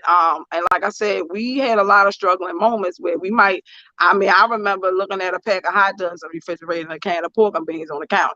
That's all we had. I'm just saying. And that's what we ate. Camry was like, "Ma, I don't want to eat pork and beans and hot dogs no more." So I was like, "Well, this is what we got to eat." All that McDonald's and all that, we couldn't even afford that back then. So it was a struggle. It was a struggle. She always was a kid that was very academic throughout the school, so that made it easier. She wasn't sassy. Not saying she ain't mouthy, but she was very respectful and all that. So that made it easy because I told her, I said, look, I'm a single mother. I don't want no calls from your school because I have to work. I'm the one that's providing the lights and the food and all that. So I don't need no calls. So I never got any calls. She was very respectful. She did her work and she was very independent. She started her entrepreneurship as being a little girl. And I used to go out. I still do it. Those that have been in my house. I go to Sam's and I buy bulk stuff. So Camry would take the candy, the chips, and all this kind of stuff and bag it up and take it to school and sell it to the teachers and the students and all that. So one day she said, I want McDonald's. And I said, Camry, now, you know, I don't go to no McDonald's. We got to pay the big gas and electric bill, the rent and all that. I don't do McDonald's. And she pulled out a wad of ones. And she said, well, we can go now. And I said, well, what is going on? And it came from her selling the stuff in the house, bagging it up. And she was always like that as a young child, trying to help me, you know. So we wound up going to McDonald's, but that's what she did. She went from doing jewelry and making blankets and all that stuff to where she at now. So so it was like she was an easy child. Like I said, she was mouthy, but she was very respectful to like adults. She did all her work. She did all her assignments. She was always an honor roll student. She was in Girl Scouts. I kept her in dance. Even being a single mother, it was a struggle. But like I said, I wanted her to have a better life than me. So that was my focus. So once again, I put what I wanted for her in front of me. So yes, yo. And your baby on that full ride in Atlanta at Spelman. Yeah, and she took the plunge that I couldn't do years ago, and she went on, jumped out there once again on faith, and I'm like, take the full ride because I ain't got no money, so take the full ride. Take it so you don't have these bills when you get out of school. Like I had, you know, the loans and all that. Just go ahead while you can. So that's what she did. Oh my God, y'all. Oh my. Do you think that, or can you see how your influence is like living through her, like in all things? Like, can you talk a little bit like just about that? Because I think sometimes, especially like being a young mother starting that young, you don't really like reflect and see like just how much your child is like a part of you. Yeah, she was probably watching me through any hardships, because y'all, I've been in relationships and all that. So she watched all that, you know, the abuse, verbal, physical abuse and all that. But I always stayed focused on being a mom to her, working through all of it, making sure she didn't go without. So she basically watched me do that, and I never gave up. Anything I set out to do, I always did it and finished it. So I think she looked at that with me. Oh my gosh, yo. Like, yo, Care Gotti, like, yo, she a good mom or whatever.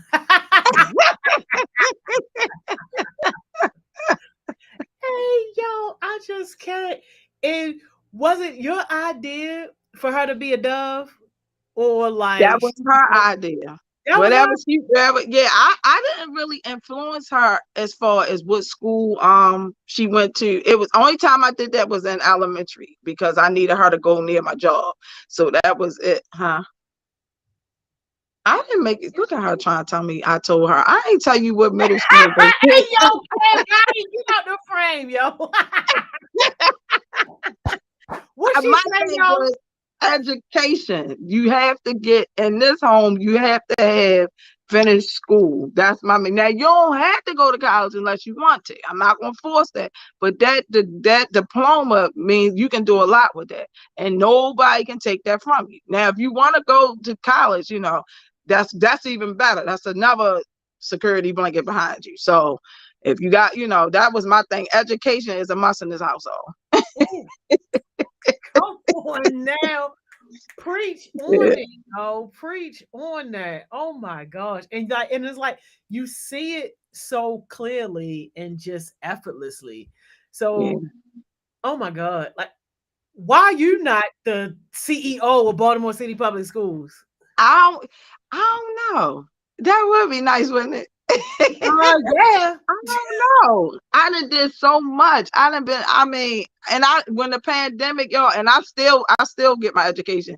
With the pandemic, I was doing training for like childcare, flag of force. I done got all these certifications, and I still do my transportation and my jewelry. I don't know what that is, but I figure I have it if I need another source of income. I always got some type of certification. So basically I can work anywhere, do anything. So that's how, I look at it.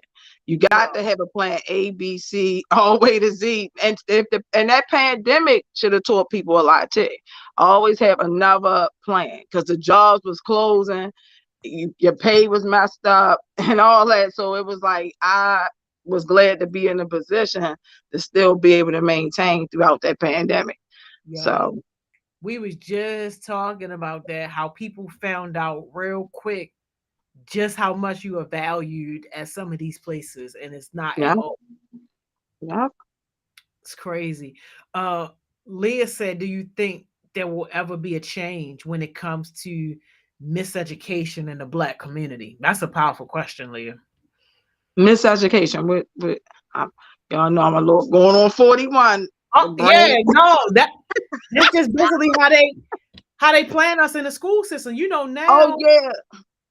They graduating people that can't read past the 8th grade level. And I think that is so wrong. It's like, I don't know if y'all know, but Cam Gotti has a 5-year-old son. 5-year-old brother, not son. Let me get that correct. Woo! I couldn't do it. 5-year-old brother. And I held him back because the pandemic, he didn't go to the traditional school. He was in Head Start and he was virtual. I held him back just so he could get the right education. Now, he might be mad with me or whatever, but down the line, he'll thank me, because I was like, he need to start from scratch. So it's like, if you see that you're not learning, like, it's like, don't try to beat the system, because later on, you're going to have to pay for that. You're going to need the education. Like I said, when you calculating and doing all that and you don't know stuff in life, you're like, I don't even know how to fill out a basic job application. I don't know how to fill out, how to apply for to have a BGE bill, anything, that type, all that stuff ties together into life skills. So you don't want to be trying to beat the system, because it's going to catch up with you later. And like I said, get it while you can, so you don't have to pay for it later. Get it while it's free. Exactly. So beating the system, I don't like. I don't think that's good. But it also, the parents have to be behind the child and see that the child isn't learning. But if you, like me, I didn't have my hands on, my parents wasn't hands on. I always had to do everything on my own. So if you realize that you're not learning, then you as the person have to go to the teachers or administrator and speak up on it, and let them know, look, I don't know this, and don't try to pass me until I learn it, and if you have to step back, because everybody learn at different paces. So don't let them just push you out the door and you don't know nothing. That's not.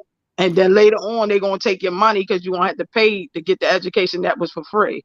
That part right there. Yo, it's happening every day. And the sad part about it, the saddest part, is that sometimes at that age, you're just not mature enough to understand how you really playing yourself.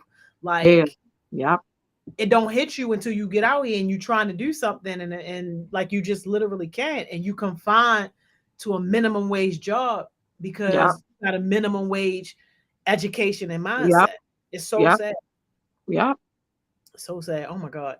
Yo, we have to do more, because shout out to Miss Melvina. You've been rocking, being a Heart Smiles volunteer for God knows how long. Like, we gotta figure out a way to do more, yo. I'm getting Ms. Money Mo on the phone at the success session. We gotta figure out how to do more, yo, because I knew you was powerful, but yo, this just actually confirmed. Yeah.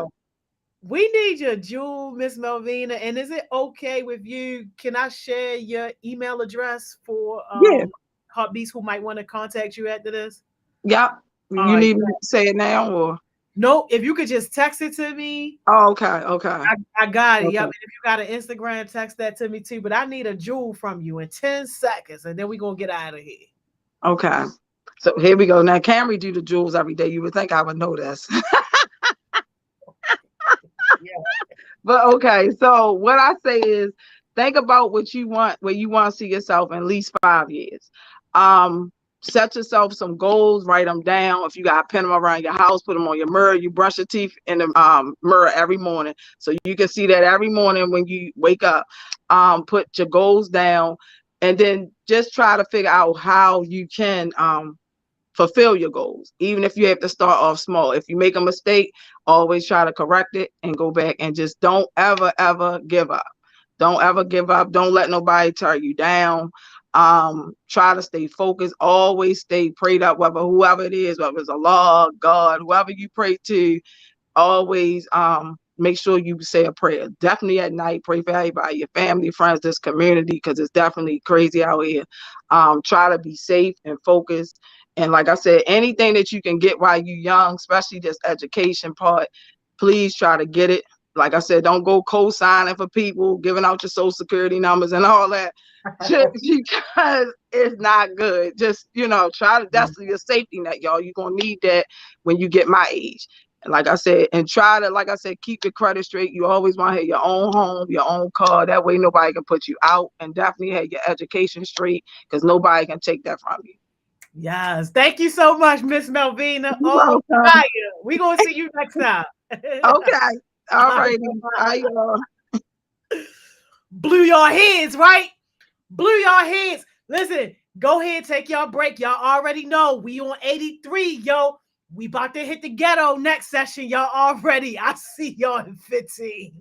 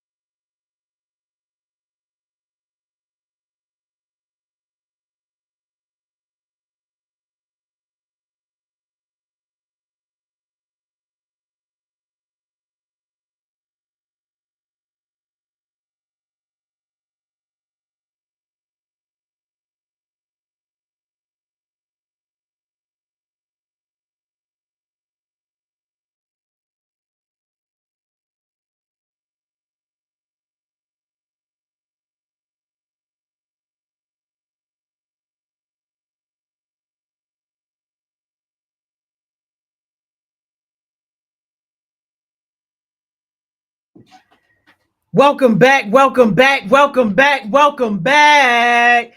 Y'all, hope somebody's having a great day at work today. I hope somebody is having a great day in general.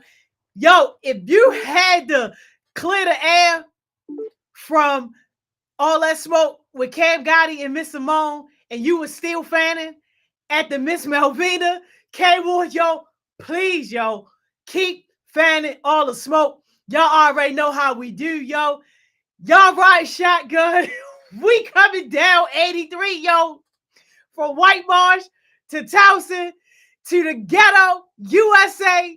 Miss Money Mo, we pulling up on you, Shorty. What's up? Good afternoon. How are you? Yo, Kramer said the smoke not clearing. I know, Kramer. I'm right there with you, yo. The No, smoke is not clearing.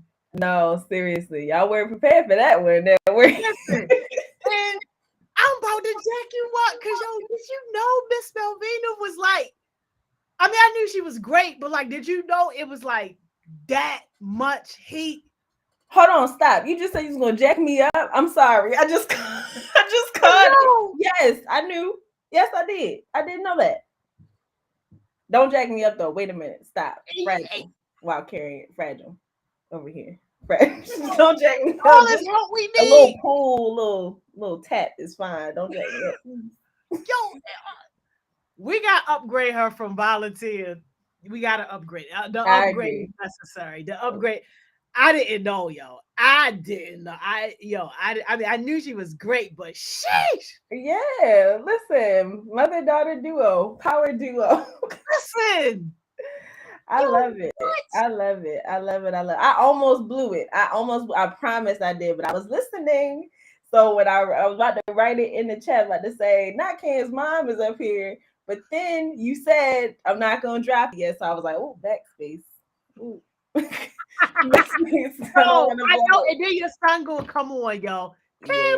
I'm so glad people ain't pay him no mind, yo. I'm so glad, yo. It's in the family. Don't worry. No worries. No worries. Yo, but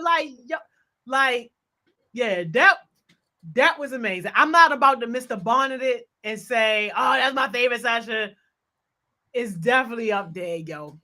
It's up there. It's up there with That the top. from guest mentors. So, and we've had some amazing guest mentors. That's probably my favorite. Yeah, yo. Miss Okay, Melvina. that's fine. That's Miss close enough. Melvina. Yeah, listen. My problems might be solved. My Thursday problems might be fixed. They might be. They might be. You never know. You never know. Oh my goodness. I don't know who. Listen, you got Y'all a think. whole. Listen, you got some power backstage. Like, let's go ahead, yo. Let's go ahead, yo. Shout out Hey, Shane. Shane. Hey, Shout out Track John. Star. Shout out Hey, Drizzy Andre. Gray. And you know, on the throne, coming to the stage, yo. Hi, everyone. Yo, people don't understand how serious. Dawn to Dawn, shout out Dawn to Dawn, got another grant for the food insecurity team. Sent me the paperwork. So I'm working on the paperwork and all that. But like, yo, how Dawn to Dawn just out here just getting the money to do these great things in the community? Like, wow. Listen. The Youth Food Security Network is just eat down, not gonna lie. Like me and Zion, Youth Food Security Network, you know, not too much on us. Yes, a lot on y'all. Come on. I mean, you said it already, but come on and just give us the overview of what y'all doing. Give us the overview of the page. Give us the overview All right, of all Zion, the you want to go? things I've been that talking a lot. Zion, you can go. Uh-oh. We can't hear you. All right, we gonna wait a second. Yo. It's all right. Same thing happened to Cam Gotti. We had to put Cam Gotti on the phone for the whole session. People forgot she was on the phone. This morning? Yeah. You were facilitating, I think. Yeah. But yeah, she was on the phone. Bio. That's disastrous. All right. Wait, let's wait for Zion. Let's see if it comes through. Verizon guards, please. Hold Yeah. up. Where you get this? Hold up. Where I you brought him going? on. Surprise. I brought him on. I No, brought him on, Miss talk Joni. about some surprise. What back alley you Back go? alley. Big 16. What's up? Charlie. Hey everybody. Uncle Charlie. She Y'all got went me- straight to Security Mall, the back of Security Mall, y'all. All How right, you because find the this back of man? Security Mall is God. wild. What's up, Big 16? Leave got him me alone. crazy. Leave that baby alone. He's doing the best he can with what he got. Oh my goodness. Zion, can you hear us? Yeah, can y'all hear me? Yes. Yeah, we can hear you. All right, now give him the I'll brief. switch my phone. What we're doing, we have a virtual food food pantry. So for anybody who follow me, so you can order anything basically anything you want, and we're working on a documentary right now. I think we met like 2 weeks ago. Of me and with Springboard, because they're part of our documentary. We are looking for youth. So if anybody wants to join, just go to Youth Food Security on Instagram. Yeah, we have a meeting today, and we're meeting with Mr.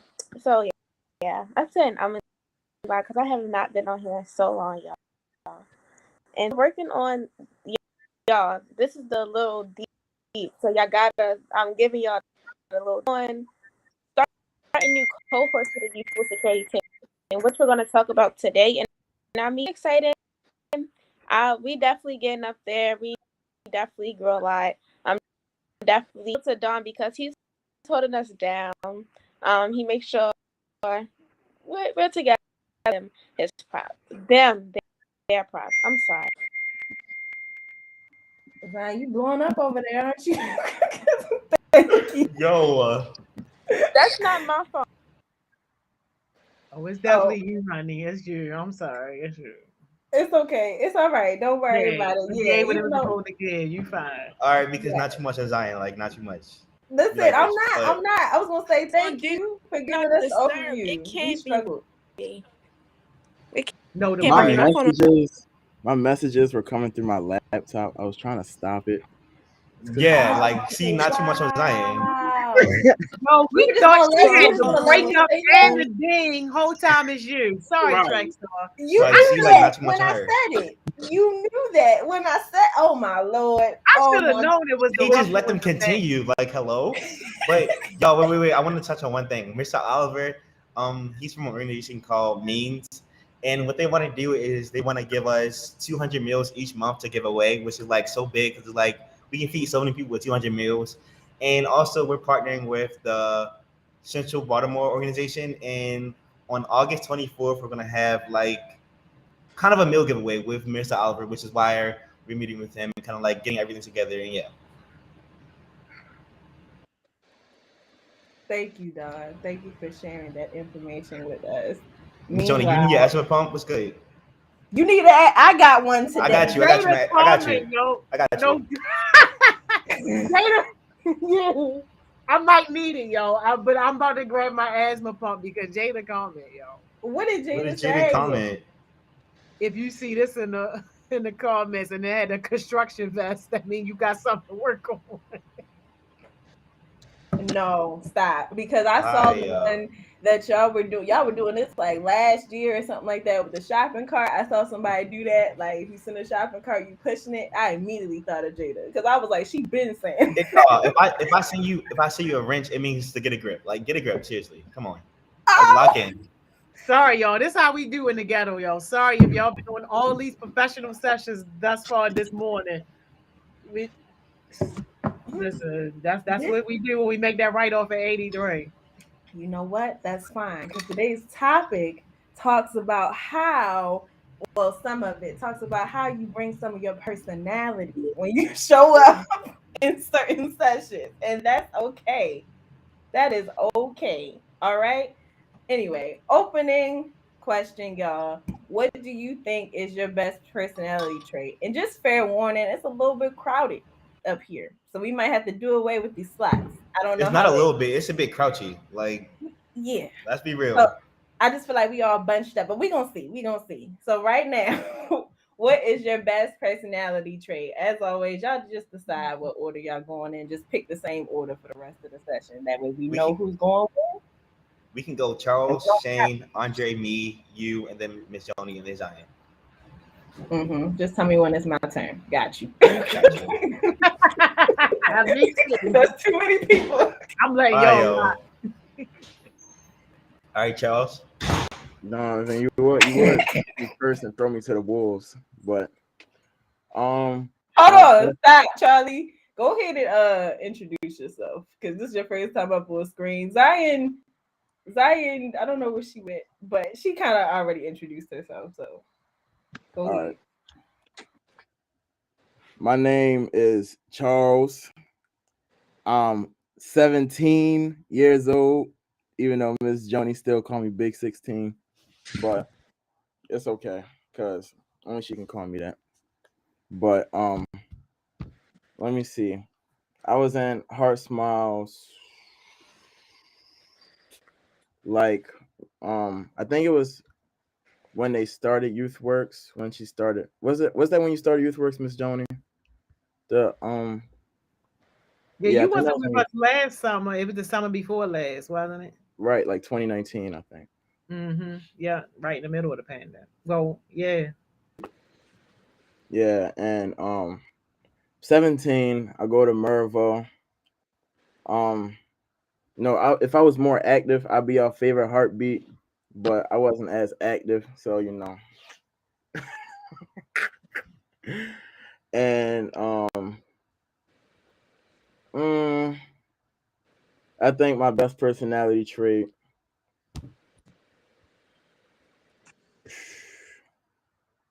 probably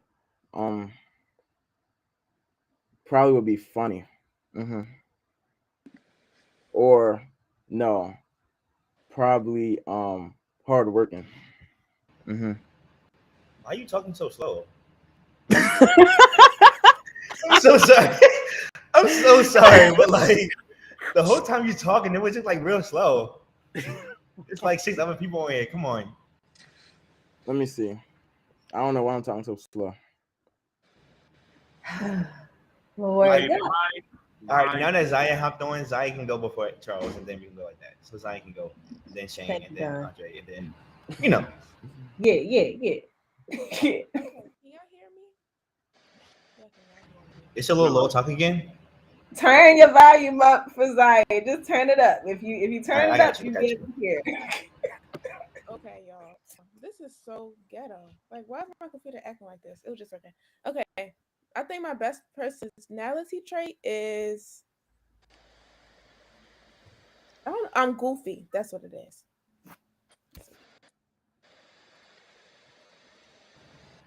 Shane. Okay, so my best personality trait is that I can make a conversation with strangers. Yeah. He get that from me, but okay. Lies. My mother told me don't talk to strangers. All right, because strangers are the best. Andre? Well, first, they're not the best. If you're a child, they're not the best. Okay, stay with the people you know. Okay, stranger danger. Okay, go ahead. I'm talking about like other friends, families, and stuff like that. Yeah. I know what you mean. I'm talking about my 5-year-old that might be over here. My 6-year-old. Just stay with the people you know. Okay. Go ahead. All right, so I would say I agree with Shane, but to branch off onto my own, I would say that I'm just a non-judgmental person. So like, I don't know, opinions, the way you are, all of that, I don't judge nobody. So I feel like that's probably one of my best personality traits, being non-judgmental. Okay. I guess I'm empathetic, which is something I really like, and like it helps me like communicate with people on a different level. Like, see, like we're in the park, like how we did with the Youth Who's Carrying Network potluck. I see somebody making a TikTok. I'm like, hey, can I join your TikTok? They're like, yeah. They told me no dance, made a whole video. Like, who you know did that? So yeah. Miss Mo. I got you. I think mine is it's similar, I guess, to the non-judgmental, but I can see a reason or like a journey for every person I come in contact with. I hope that that makes sense. So an example would be like, if someone is portrayed as a negative person or portraying negative qualities, there is a reason. I know like it may hurt or may be painful when you come in contact with them or whatever, but there is a reason why they are the way that they are. Not excusing it, but also just kind of not also saying like, oh, they're just a bad person for it. So seeing the journey in other people's lives would probably be mine.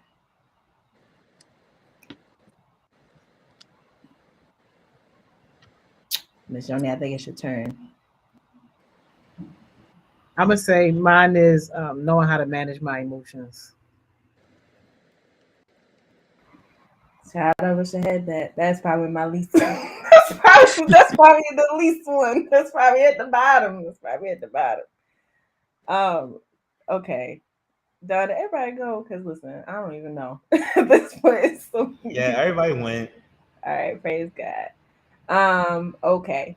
So y'all, we gonna read a couple from the comments if they're still there. And we're gonna finally get to our topic. 15, 16 minutes later, we're gonna get there. Kramer said my ability to read well. Let me see. Miss Melvina is still here. So thank you, Miss Melvina, for participating in my ability to put others' needs before my own. We learned that on her session about her. So thank you for that. Let me see. Kramer also said my ability to easily mitigate problems. Jada said, I would say it's easy for me to speak in front of strangers in a professional setting. That is true about Jada. She will literally be able to speak to anyone. So yeah, thank you. We're not starting on the young boy. I see something young boy. We're not starting. It's not happening. Trash We're young boy. not doing it. Nope. I said we're not doing it. I said Wait. we're not doing it. All right, Ms. Mo said, I'm gonna keep my mouth shut. Thank you very much. If we have time, which we won't, we can get into it. But we won't. Don't you worry. Okay, y'all. Today's topic for today, I asked y'all yesterday, did y'all want to do code switching at some point? Today is the day for code switching. So we're gonna get right into that. So moving along, the standard definition of code switching is the practice of alternating between two or more languages or varieties of language in a conversation. Now, with this particular definition, I want y'all to drop what you know code switching to be. And then people on screen, please give your opinions as well. Go ahead, Don, because I saw you first. What I know it to be is basically changing how you talk and position yourself when it comes to different audiences. Like, sometimes when we're us black people working in different spaces and we get in contact, with, and we like change how we like talk and pronunciate things. Like for example, I would talk to Miss Joni like Grand Rising Miss Joni, but if it's not Miss Joni, I'd be like good morning, because like like be like what is Grand Rising? So yeah. Okay. All right. Anyone else? What they know what to do? Go ahead.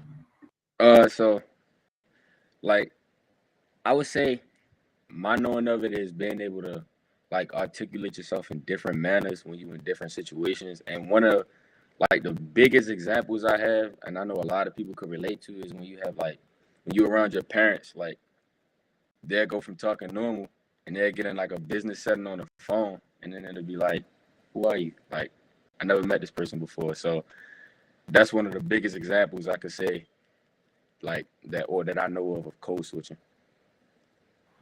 Yeah, that's definitely a good one. Y'all see those like on the TV or just in your homes where like they fussing, and then as soon as they get on the phone, it's like, "Hello, how are you?"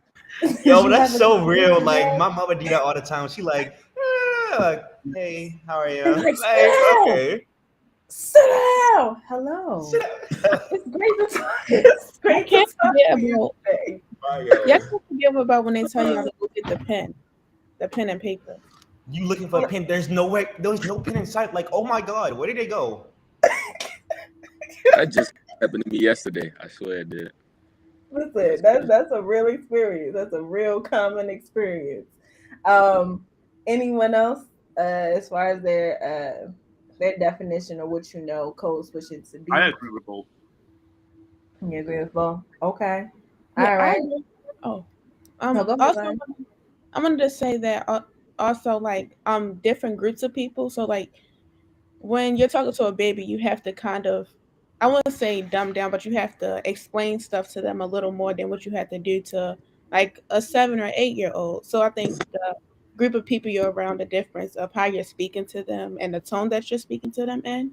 Just basically how y'all gave the example of getting yelled at and then your mother switching the tone when she get on the phone or on a business call or something. Yeah, most definitely. Yeah, I love that each situation that everyone's described so far is different, because I think a lot of times, especially, black and brown people, we think of it in the way that Don mentioned. But like parents going from a certain, tone of voice to another tone of voice, or when we're talking to babies versus, teenagers versus adults. So I love that everybody's giving, their different perspectives of what it is. Charlie, or I know Shane, you said you agree. Charlie, you got anything that you want to add about it, or Miss Joni? Yeah, I agree. Like, you hear your mother get on the phone and she start talking in her nice lady voice when she was just yelling at you all about how you ain't take the trash out and all this about your dad stuff. It's like, Oh, that was personal, wasn't it? Oh man. Oh man. Okay. Listen. What do we need to have? Never mind. It's okay. Restore the circle coming soon, y'all. Restore the circle coming soon. All right, y'all. So let's get into some of these comments, and y'all can feel free to pull some of them up too.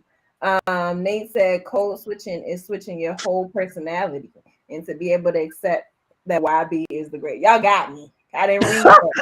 Y'all got me. Y'all got me. I got. Normally I pre-screen them. I got. Because I didn't see Young Boy. I didn't see NBA. I didn't see none of it. I got.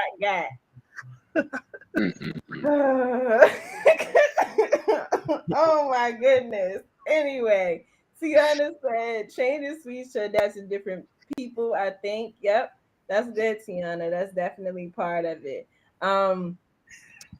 Tyler, code switching is to talk differently to different people in different crowd. Bree said trying to change certain things about yourself to fit into different spaces. So yeah, like I said, we got a good full. It's okay. Put the thing down. It's okay. Everybody can breathe up here. It's really okay. It's the I'm good that we got different perspectives. So let's get into some of the, I guess, the main reasons, or the different buckets of why people do it. I think everybody kind of touched on things, but there's a couple new things here. So downplaying your involvement with a certain culture or race tends to increase your chances of not having any problems. So things that may be associated with the culture that you belong to or that you identify with. So again, minority populations, black and brown people. There are certain things that may be associated with our race, our cultures. And I say cultures in plural because there are multiple cultures across that span. But people will code switch in situations where they feel like their culture may be at a disadvantage to them. So that's definitely an issue.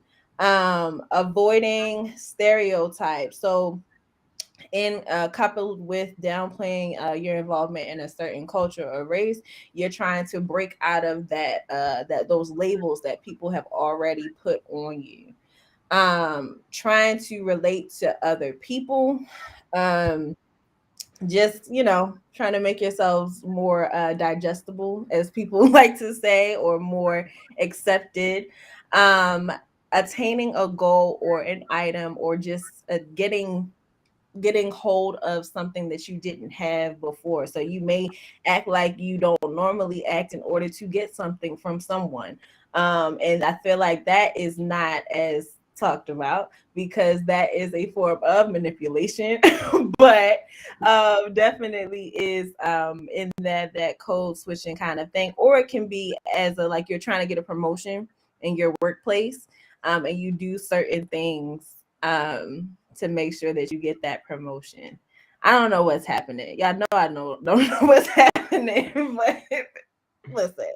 Anyway, another one is saying something in secret. Saying something in secret or in a way only a certain person could understand. So the standard definition was like switching between two languages.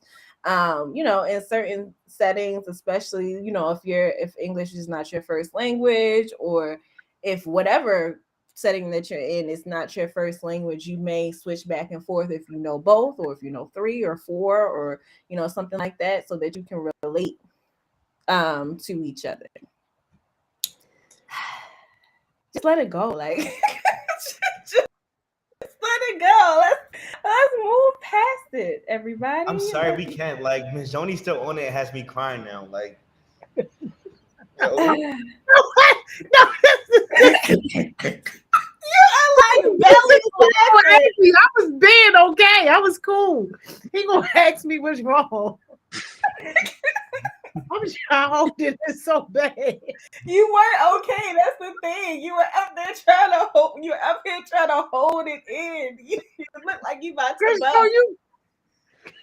Because you read that thing so eloquently. it was that one young boy comment, yo, stop, yo. I hate the ghetto, yo. I hate it. I love it. Do you hate it? You just don't have another person to take it at 12. Is that why I'm still here? Yo, not the feeling. Anyway, question for y'all. So, have you ever had to code switch? I think this is probably where we're gonna have to stop, because I don't really know how long this is about to take. However, have you ever had to, Don? We can get rid of the slides, that way we can see everybody. Thank you.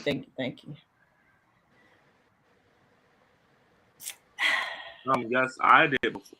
I'm doing it right now. Okay. Yeah, because he crouchy, like, when I say he crouchy, I mean he crouchy, y'all. That's honest. Now, what do you mean by that? Let everybody know why you're code switching right now. I'm trying to be kid friendly. Like, I tend to use profanity a lot, like Donovan. So yeah, not like me, not too much.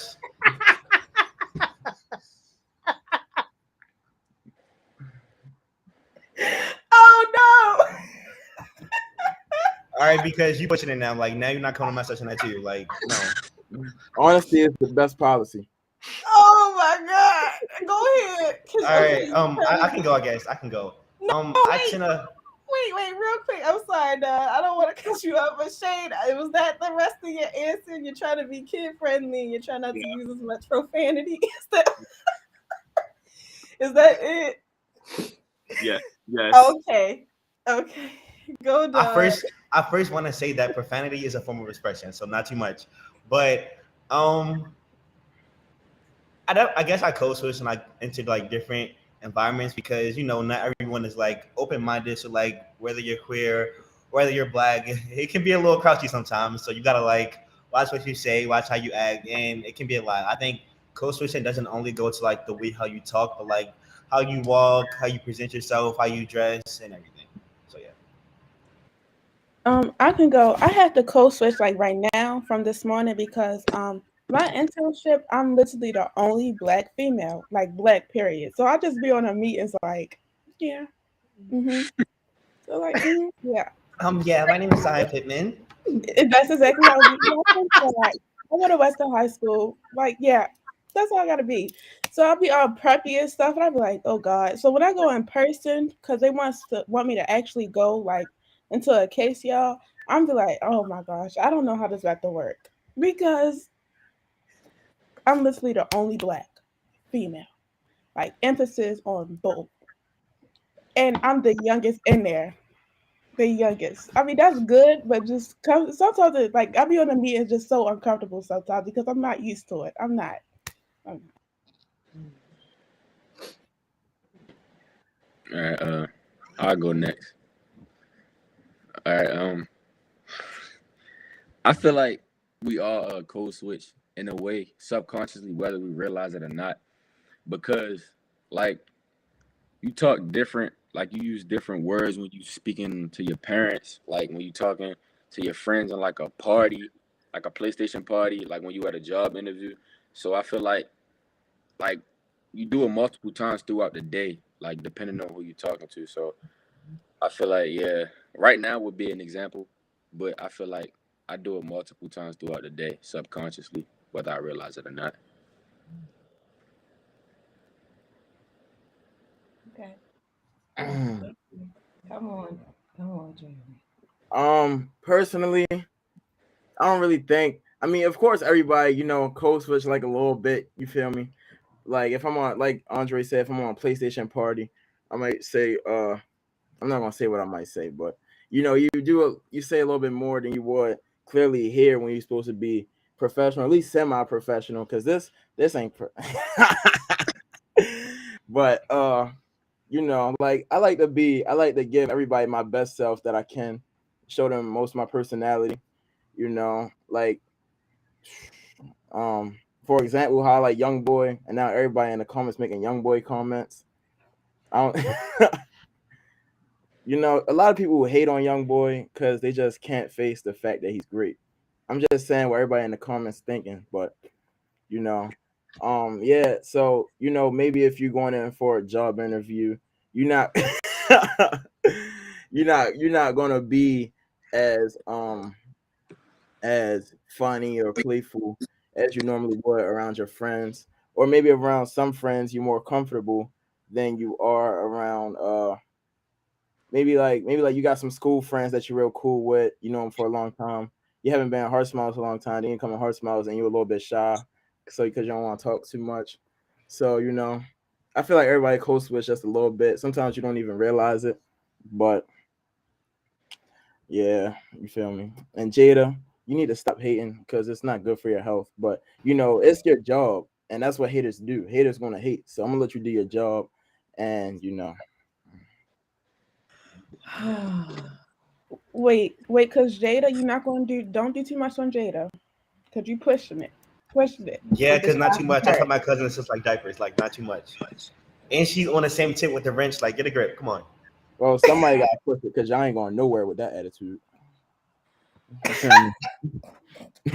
I cannot believe we were supposed to. Oh my goodness, I cannot believe. I'm gonna try to bring it back, Miss Joni. If you don't mind, can you go last? I'm gonna try to bring it back. I don't even need to go, yo. It's fine, yo. It's fine. Yo, you gonna go? If we get audited, we done right now. They're gonna shut us down. Y'all ain't doing that. Yo, we don't fail the audit.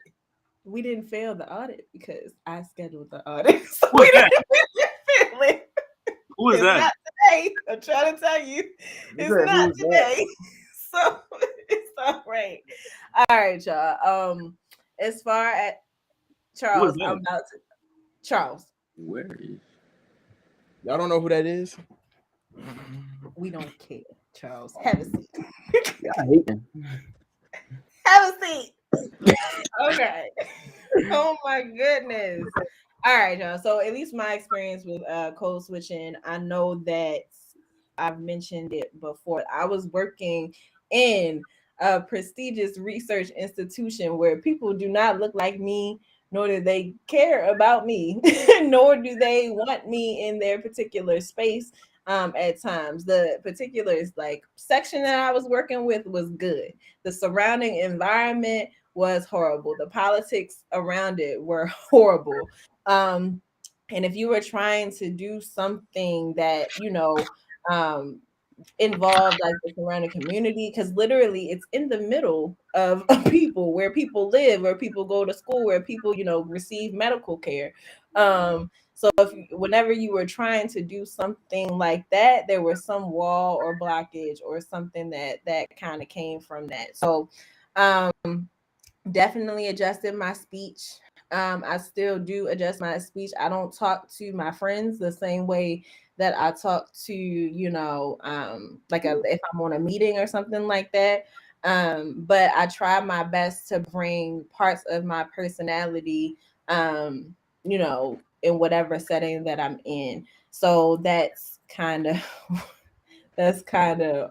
what that is. Miss Joni, in any experiences with code switching? So many, especially at Comcast, and then particularly with the positions that I held, because I was in leadership positions that were traditionally held by white men. So not only was a lot of times in these rooms, I was only the like black person, I was the only female too in a lot of these rooms. So for me, it was becoming adaptable to the environment that I was in. And not so much because I had low confidence, because it wasn't that I had low confidence, but I wanted to be able to inspire the people that I needed to inspire so that I could do my job well, because my job wasn't just dependent on me doing something. My job was dependent on me getting hundreds of other people to do something and to do something well. And if people can't look at you, see a part of themselves in you, and be inspired by you, then they're not going to do their job. And I wasn't about to fail just because people couldn't relate to me. I had to find those small common grounds where we could relate and where they could look up to me as a leader and want to come to work and want to do well. Can I add on to Miss Joni? Yes, if it doesn't have anything So, to do with the rapper. so like what Miss Joni was saying, as a it don't necessarily mean you have low confidence, because as a speaker, you need to know your audience so that you can use, so that when you say your message, they can understand your message. Because as a speaker, you need to know your audience. So yeah, that's what I wanted to say. Yeah, no, thank you for that. So Charles, why are you laughing in the mic like that? Why are you laughing like that? I don't understand. I don't understand it. But y'all, we only got a few more minutes.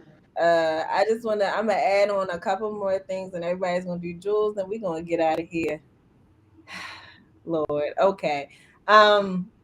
Just adding on, sometimes code switching can mean survival, and I know that sounds like dramatic, like me saying it like that, but sometimes it is. So I'm giving common examples. So adjusting your volume when you speak, keeping your hands still and in sight, speaking in a different dialect, using a nickname, and limiting large gatherings.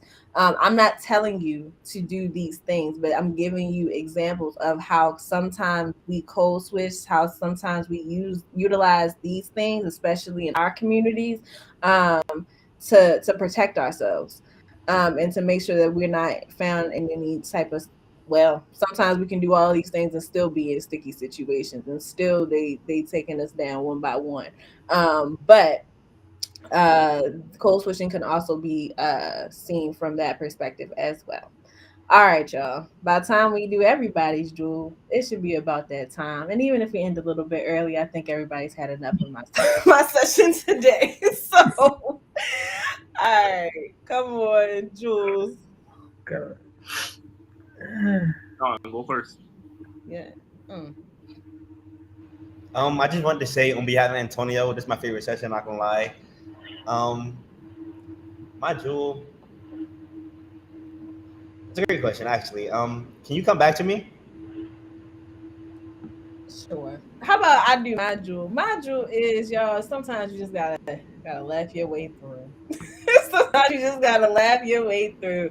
This is something that we all do. Code switching is something we all do, whether it's on the large scale or a small scale. It's not necessarily a good or a bad thing in my personal opinion. But just keep the joy in everything that you do. You should be all good. Um, Don, you ready now, or go to somebody else? Yeah, I'm ready. I guess my jewel would be.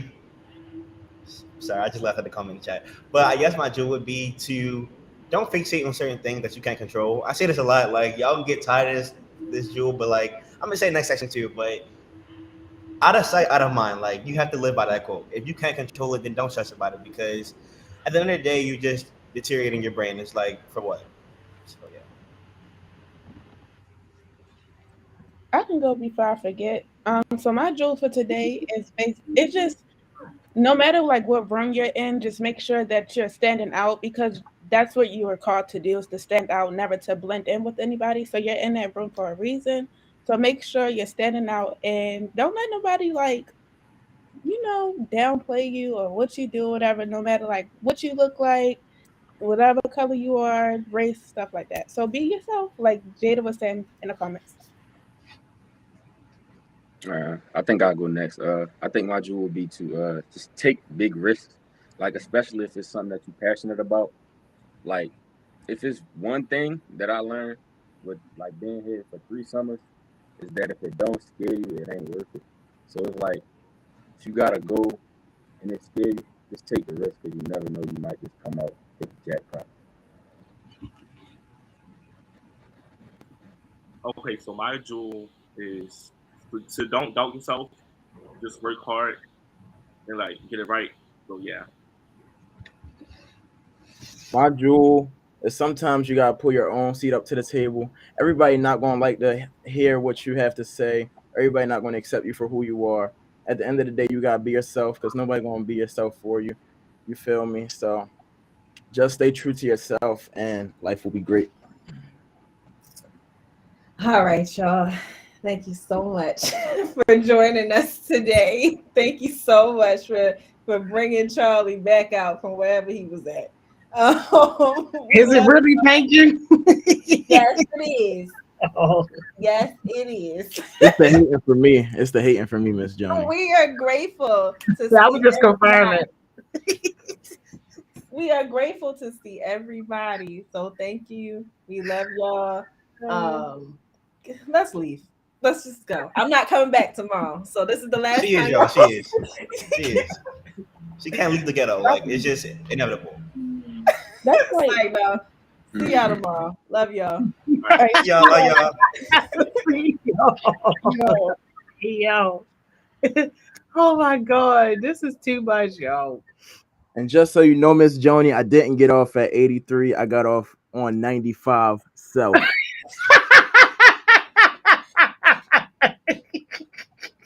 You got off at Char Hill. No, I got off at Eastern Avenue. Oh, okay. Bye. Oh my God, yo. Y'all. Oh my God.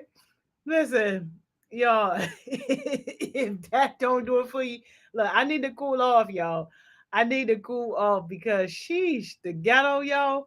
Listen, can y'all believe, y'all, that we are almost at the end of our day, yo? But look, listen, we gonna do it every single day, y'all. Every single day. You might be a lot of things, but you ain't never gonna be bored around here, y'all. So look, go ahead, take your 15, y'all. Take your all the smoke in the ghetto, Cam Gotti. Take your 15. After you take your 15, yo, go ahead and take your lunch and then be back here 2 o'clock, y'all. You are not going to want to miss today's Heartbeat Presenter, y'all.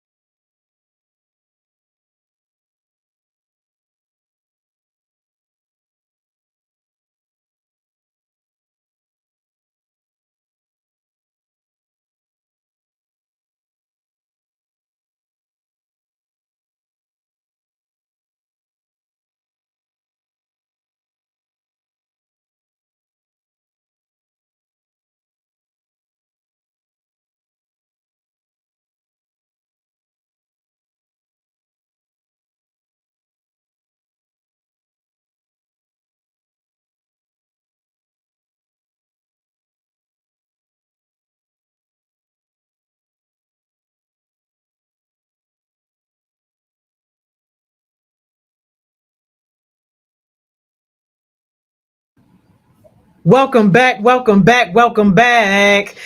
Hey, I hope somebody had a great break. I hope somebody's having a great day at work today. Y'all, we at the end of the day, yo. We at our last session. Can y'all believe it, yo? We at our heartbeat session, yo. I promise y'all that y'all would not want to miss this, yo. Let's go ahead and get our heartbeat presenters on. Dawn to Dawn, Everyone, Track Star, yo. Shane too, yo. I had to. Is this a ghetto repeat? No, it's not. We're giving informational black queers. Like we have to. All right, okay. Young Rising Leaders. Whoa! Okay. So I'm gonna share my screen. How's everyone feeling? Like, how you feeling? What did y'all have for lunch? Ciao. After that ghetto session. Okay. Go ahead. No, go ahead, Johnny. Sorry. I was just gonna do the check-in while you was getting it up, but I didn't really have anything for lunch. But I just wanted to appreciate Taylor for representing our team in the chat. So yeah, yay Taylor! Yay Taylor! Sydney, I got you. I'm gonna get you one day with the island. I got you. All right. Okay. So I guess we're gonna hop right in because it's kind of a lie, and like I know it's me talking a lot. We want to be too ghetto like Miss Mo session, but not too much on her. So okay. So hi everyone. My name is Don. My pronouns are they them, and I'm a 16-year-old youth advocate with Heart Smiles. I work on different projects like big youth food security, not too much, and basically I strive for change. So today's topic, as you can see, is the over sexualization of the LGBTQ plus community. Because a lot been happening within this past couple of years. So I guess we're gonna get into it. Okay, let's do the icebreaker before we get into like juicy stuff. So, what are some of your favorite ways to express yourself? Zion, you can go first. Okay, you can put me on the spot, but I think sometimes I write, sometimes or then other times like I just run track. Even though like track is not said having have a creative quote unquote spot, if that makes sense, it does help me release a lot of anger. And I love the flag. I just love it. But it does let me release a lot of anger, sadness and things like that. So it's really like it calms me. Like, as soon as I get on a track, everything just go away. All the problems just go away. And as soon as I leave, I'm okay. So yeah. Real. Shane. Okay, so my favorite way to express myself is to listen to music and dance. Yeah. Oh my God, me too. Like it ran in the family, I guess. Miss Joni. Yeah, I mean, I just like to be creative in general. I think like I'm not an artist, but I can touch on like different parts of the arts. Y'all, Miss Joni just made a whole painting the other day. She all like she not an artist, y'all. When you're blessed is mandatory to bless others. Let's not forget what it said. Yes, and thank you for helping me on the handwriting. I guess I'll go and then I'll read the comments because they sent a lot of good stuff. My favorite ways to express myself are through dancing and poetry. A lot of people don't know, but like I do be writing poetry sometimes. Like I don't do it as like an art, but I do be writing it in my free time, I guess. And it's really calming and nice, and it's nice to like play with the words, create a little rhyme. I might start rapping soon. Who knows? It's giving next state bands, but yeah. All right, so I'm gonna get into some of the comments. Cam said that she likes to express herself through the clothes she wears, which is so real because it's like if I don't have my aesthetic together, then I'm not me. It's just like it's not gonna happen. C. Griffin said that they express themselves through fashion and art. One question is, what kind of art though? You mean like painting, drawing, dancing, singing? Like what kind of art? Give us something. Come on. Oh, the caps. Okay. I like to express myself through dancing and art and talking to my Discord server. Oh my God, me too. Me and my Discord friends are like this. Wait, y'all, why is that my Discord friend? Bye. Hi, Angie. Okay. Okay. Charles said a lot of people deal with their problems by running. Yeah, that is a true thing, but it's not healthy. It's like we have to face the problem because it's not going to go away if you run from it. It's like it's going to sit there and it's going to chase after you because it's like a dog. Like this morning when I saw a dog and I didn't run from it, I like kind of like moved to the side some discreetly and walked slowly instead of running. So yeah, I did a little speed walk. Shane and Zion, are there any things from the chat that you noticed you want to highlight on? I did. I don't want to pronounce their name wrong. I think it's Krem or Mar, Winnie. They said they don't express themselves. They keep their expressions to themselves because hold up, I lost it. Themselves because they're afraid that a lot of people will look at them weird. I just want to say, hit me up on. I was about to put my Instagram in the chat. Because I used to struggle with that. Like I used to think, oh, nobody cares about how I feel. Da da da. Da. But I was just talking to my dad, and he realized that we both have the problem of bottling everything up. So when somebody like really tipped you off, it could be the littlest thing. You just blow up, and then everybody look at you like, what just happened? So I definitely want to work on that with you because I had the issue. And whatever. Oh yes, I pronounced it right. And whatever, like we could find like little hobbies to help you express yourself because you don't always have to be ready to talk to somebody, but you can be ready to let that hurt and stuff go through something. So I definitely want to help you work on that. Because I don't want you to go around, we're too young to be sad and depressed and stuff. So I don't want you to go around holding that stuff on because it's not good for you. And I definitely had to realize that throughout these last couple of weeks because I found myself doing it again. But then I found myself like going on runs or just asking my dad to go to the gym. Like we went to the gym at 6 o'clock in the morning, y'all, and it felt so great. So it's just yeah, we just gonna have to work together to help you find something to just let that go, to let it go. But still, you still got to talk about it though, but just to let it go temporarily and stuff like that. Yeah, you can hit me and Zion up, and we got you like low key, like you low key the best. But hey, who count, man? Is there anything else anybody wanted to highlight before we move on to the next slide? Okay, the silence says no, so I'm gonna move on. Okay, so let's get into the big thing that a lot of people know about but don't really know about. What is the LGBTQ plus community or the queer community? In my opinion, and a lot of people's opinions, it's a home to me. The community is a loosely defined group of lesbian, gay, bisexual, transgender, queer organizations and subcultures united by a common culture and social movements. These communities generally celebrate pride, diversity, individuality, and sexuality. So you know how in June is Pride Month, so yeah, not too much. Hi, Ellie. Okay, so basically the LGBTQ plus community is kind of like a safe haven community because we weren't always accepted in society, and we still aren't to this day. So yeah, Shannon's I want to capitalize on anything, add something, get a little spicy. Yeah, I just wanted to say, when it comes to like the LGBTQ community plus, it's really hard, like, because you have a lot of people that's family, that don't support you and they act like they do, but like just little comments they make, and it's just like, all right, we get it, not too much, not too much, we get it. And I sometimes I just gotta walk away because I am a part of the community, so sometimes I just gotta walk away, and be like, okay, like, what do you want me to do? Like, so, like, I'm not gonna change myself for you. This is my life. Go ahead. Yeah. Real. Okay.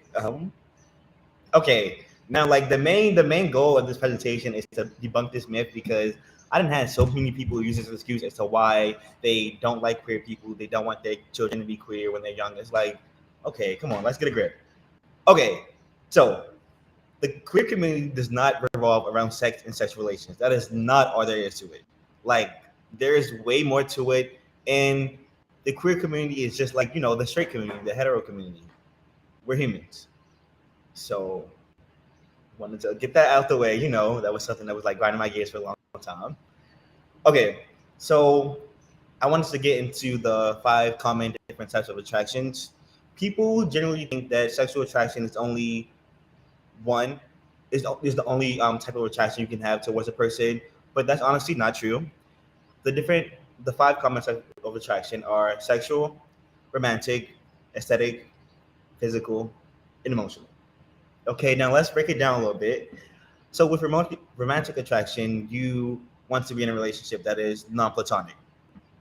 And with emotional, You want to be emotionally present with another person. That's like having a deep conversation with a person and enjoying what they're saying, and vice versa.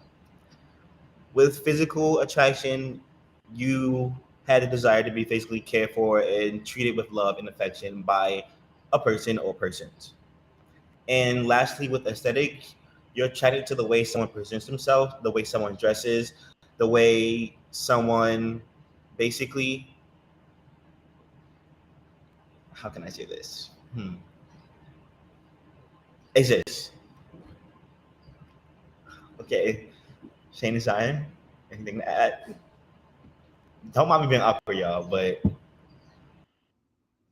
Okay. Oh, it's okay, Dawn. Just keep going. bye, yo. Okay.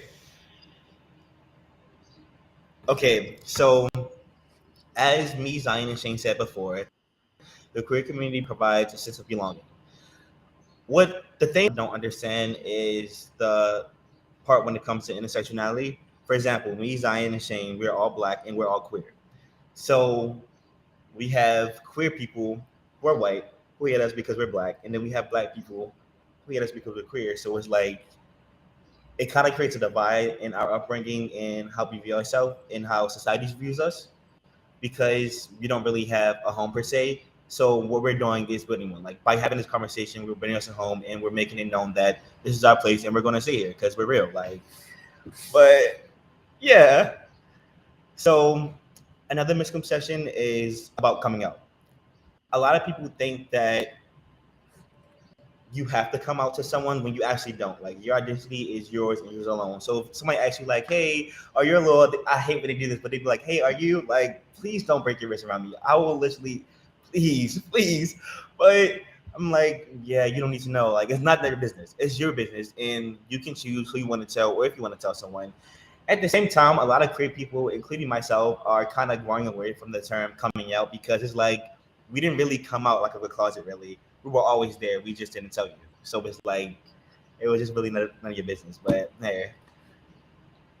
And lastly, the culture. The culture is so amazing, y'all. So this year I was buying up break your wrist. Hold on, give me a second. Can you hear me? Okay, so this year was my first time going to Pride.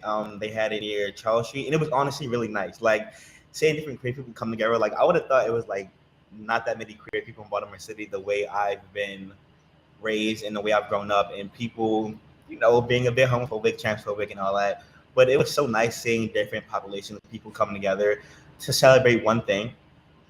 And with the Violet Project, we handed out menstrual products, condoms, and so many people were grateful. They were like, yes, we need this. Because, it was also kind of in the rise of them overturning Roe versus Wade. So it was a lot. Shane and Zion? I just wanted to say that you have to be comfortable with who you are when you do quote unquote come out, because mine was kind of forced because my phone was gone through. So yeah, it was a whole little thing. So that's why, and then my whole family knew. So I'm like, okay, yeah. And it was a long time where I wasn't comfortable just to say, oh yeah, I like girls, da da da da, because it's a lot. My whole family is, they're Christian, so just like I already know what you're gonna say. Like I've been told that I'm going to hell by my own parents. Like I've been through all of that. So it's just like I know what you're gonna say. Like I don't have to. But my cousin actually, like my cousin Rashad, I have to thank him for this because he actually made me feel comfortable, like who I am. So just like, yeah, I'm gay. What are you gonna do? What is it? What's Real. And there's a lot of times where like boys that I grew up with have been like, "Oh, when did this happen?" Something, something. I'm like, "It been happened. I just didn't want to tell you because I already knew." So just like, or they question me like, "Are you really da da da da?" And I'm like, "Yeah, I am. Please don't disrespect me." And I'll simply just cut you off. Like it's a lot of people like boys be texting me like, "Oh, what type of time you want?" I'm like, "I'm gay." So I don't want anything else. And they just try to keep trying, and I'm like, no, I don't know who you think I am, but I'm not one of them. So and then I'll just simply block you because I feel like you're disrespecting me and my character now. And I don't know what you're trying to do. Like nothing's gonna change all because you see some person change like from liking girls to going back to liking boys. That don't mean it's me. So don't put that stigma on me because you see it all the time. People have the right to be who they are, love who they are, be whoever they. That's not come on. I'm sorry. Be who they are, whatever, like that. So it's just like at this point, let it go, let it go. Like don't do that stigma of oh you're gonna go back to liking boys or liking the opposite sex and some. It's not gonna happen. And if it does, mind your business. It's not your business. So I just have to say that when it comes to the whole coming out thing. And I want to say something about Mayel. Comment. She said can I just say something and anyone can reply? I hate when my mother says she'll be accepting, then ends up being judgmental and not accepting me at all. Definitely agree. When it comes to me, I'm really like low key about it. Like anybody can know, but I'm just not going to be here and just out in the open like some people are. That's just me because I'm not the attention type of person. And sometimes it makes me uncomfortable when like my mother just see my parents, I'm gonna say period, just see like this probably little thing like, oh look, Zion, you want this? And I'll be like, sure. Like it just makes me so uncomfortable because it's just like, yeah, I'm all for all the other stuff, but just like everything you see, that's pride. That doesn't mean that I automatically want it because I'm a part of the community. So I think some people have to let that stigmatized go when y'all see a rainbow, just pointing to your friend because you know they're part of the community. Like, oh look, you want this? Oh, you want this? You want this? Some. Oh, I got this for you because you're you know what. I'm like, okay, thank you, but I'm okay. So yeah. Okay, so like it's really hard to come out like because everybody that was around me they was homophobic.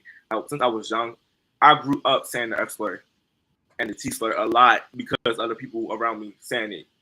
So I learned that. But yeah, it was hard. I came out as bisexual, like just to like you know, so like they won't judge me that much. But then I knew like I had to come out as gay because I couldn't hold it in for no longer. So yeah. Billy, do you want to add something?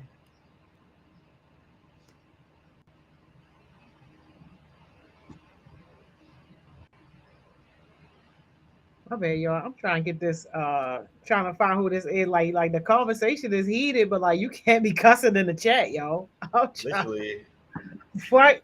But I mean, no, like I definitely feel everything that that track star said because you know I'm pretty much like the same way. Like my business is my business, and you know it's just not something that I'm discussing unless it got anything to do with you. But you know, other than that, I'm focused on my goals, my success, and what I got to do in this world. And you know, that's just a piece of me. It's not all of me, and it's not how I want to be defined. Real. So yeah. Okay. All right. So I wanted to get a little, sentimental, transparent, emotional, vulnerable, whatever you want to call it. I actually talked about this on a facilitated session the other day, which is nice. But that's beside the point. So, as you all know, I am pansexual and non-binary, and life for me growing up wasn't easy. I actually, like, I guess you could say, formally came out last summer during like a depressive state because I couldn't like hold it in. And then I got on success sessions, and like when I got on success sessions, it was like the first time I actually like told anyone publicly. Like my grandma didn't know, my mother's fiance didn't know, and it was nice to have that safe space to like talk about things in. Like which I'm so grateful. I'm so grateful for Miss Joni giving me that platform to like just talk about things that were on my chest for a long time. But yeah, I found out I was about queer when I was around 4 years old, which some people find surprising, but it's like, okay, like let's be for real, like get a grip. And the first instance of, I guess you could say, a hate crime I experienced was actually from my oldest brother, and he smacked me, and he told me that I shouldn't kiss boys. And from that moment on, I knew that I wanted change. I knew that people like me weren't accepted, which like really hurt. And that I think that's what started my, you know, major depression, major depression disorder, my PTSD and everything, because like that's like one of the key moments that I talked to my therapist about. And yeah, I was bullied throughout elementary school, middle school, and a little bit at the beginning of high school. Not now though, because not too much. I'm done and done. But it was a struggle, and I really didn't have an outlet to talk to about it because the same thing that was happening at school was happening at home. So it's like when that happens, you're kind of stuck and you don't know what to do, which is why some people and a lot of queer people actually contemplate things, trigger warning, such as suicide and self harm, because we actually don't have an outlet in a space to go to without putting ourselves in harm. So, it was definitely a journey. And last summer, no, it was last April, I came out to my mother over text because I was scared to say it in person because of things I experienced from her in the past. And she was actually surprisingly she was supporting, and I was like low key like I was shocked. I cried, like I literally cried in front of Shane because I was shocked, but he didn't know why I was crying at the time. I was just crying, but yeah, and it was nice to have that source of comfort coming from my mom. And like even though she has done some things in the past, she is getting better with it, and she actually like does talk about me being openly queer now. Like she wants me to be who I am and represent what I represent because it's like it's like who are those people? And yeah, I guess you could say that's kind of my story. So Zion or Shane, if you want to add anything. Yeah. I just want to say, like, I've been really thinking about this. Is when it comes to like black males in a community, like in the LGBT community, they have it so much harder than females because it's just like it's so stigmatized that you're supposed to be this tough person, but all in reality, they're like they're better than you because you have your toxic masculinity.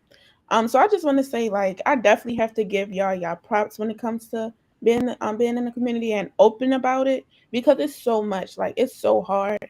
And it's just like on TV shows they show it, but nobody really talks about it. Like um it just like when I came out, okay, yeah, I got my word said to me. Got told I was going to hell. I need to go to church, be reading the Bible, putting the skirt, da da da da. But when it comes to males, it's like they're usually people like don't want to be around them, specifically black straight males don't want to be around them because of certain things. And that just shows that you're not okay with yourself. Because it's like if you can't be around somebody who likes the same sex or just like who they like, it's just like that means something is wrong with you. It's nothing wrong with that person. It's something wrong with you. So I just want to give y'all props for being open and stuff about it because this is a cruel world, y'all. Like a cruel, cruel world. And for y'all just have to go through what y'all go through, just walking through the street and then like you don't know what's gonna happen, God forbid. It just like it's just, really hard, like just to even talk about it. So I'm glad I came on this conversation because it definitely needs to be talked about, and it definitely has to be like spread awareness of. Because like Don said, we do not have the outlet that we need because you're always going to get that side eye, even if they try not to do that side eye. You're gonna always going to get that side comment when they're just like, okay, now I know I'm not welcome at this table. On to the next. So it's really hard, really. Yeah, it was really hard growing up. Can I say how it was like growing up? Yeah, tell it all.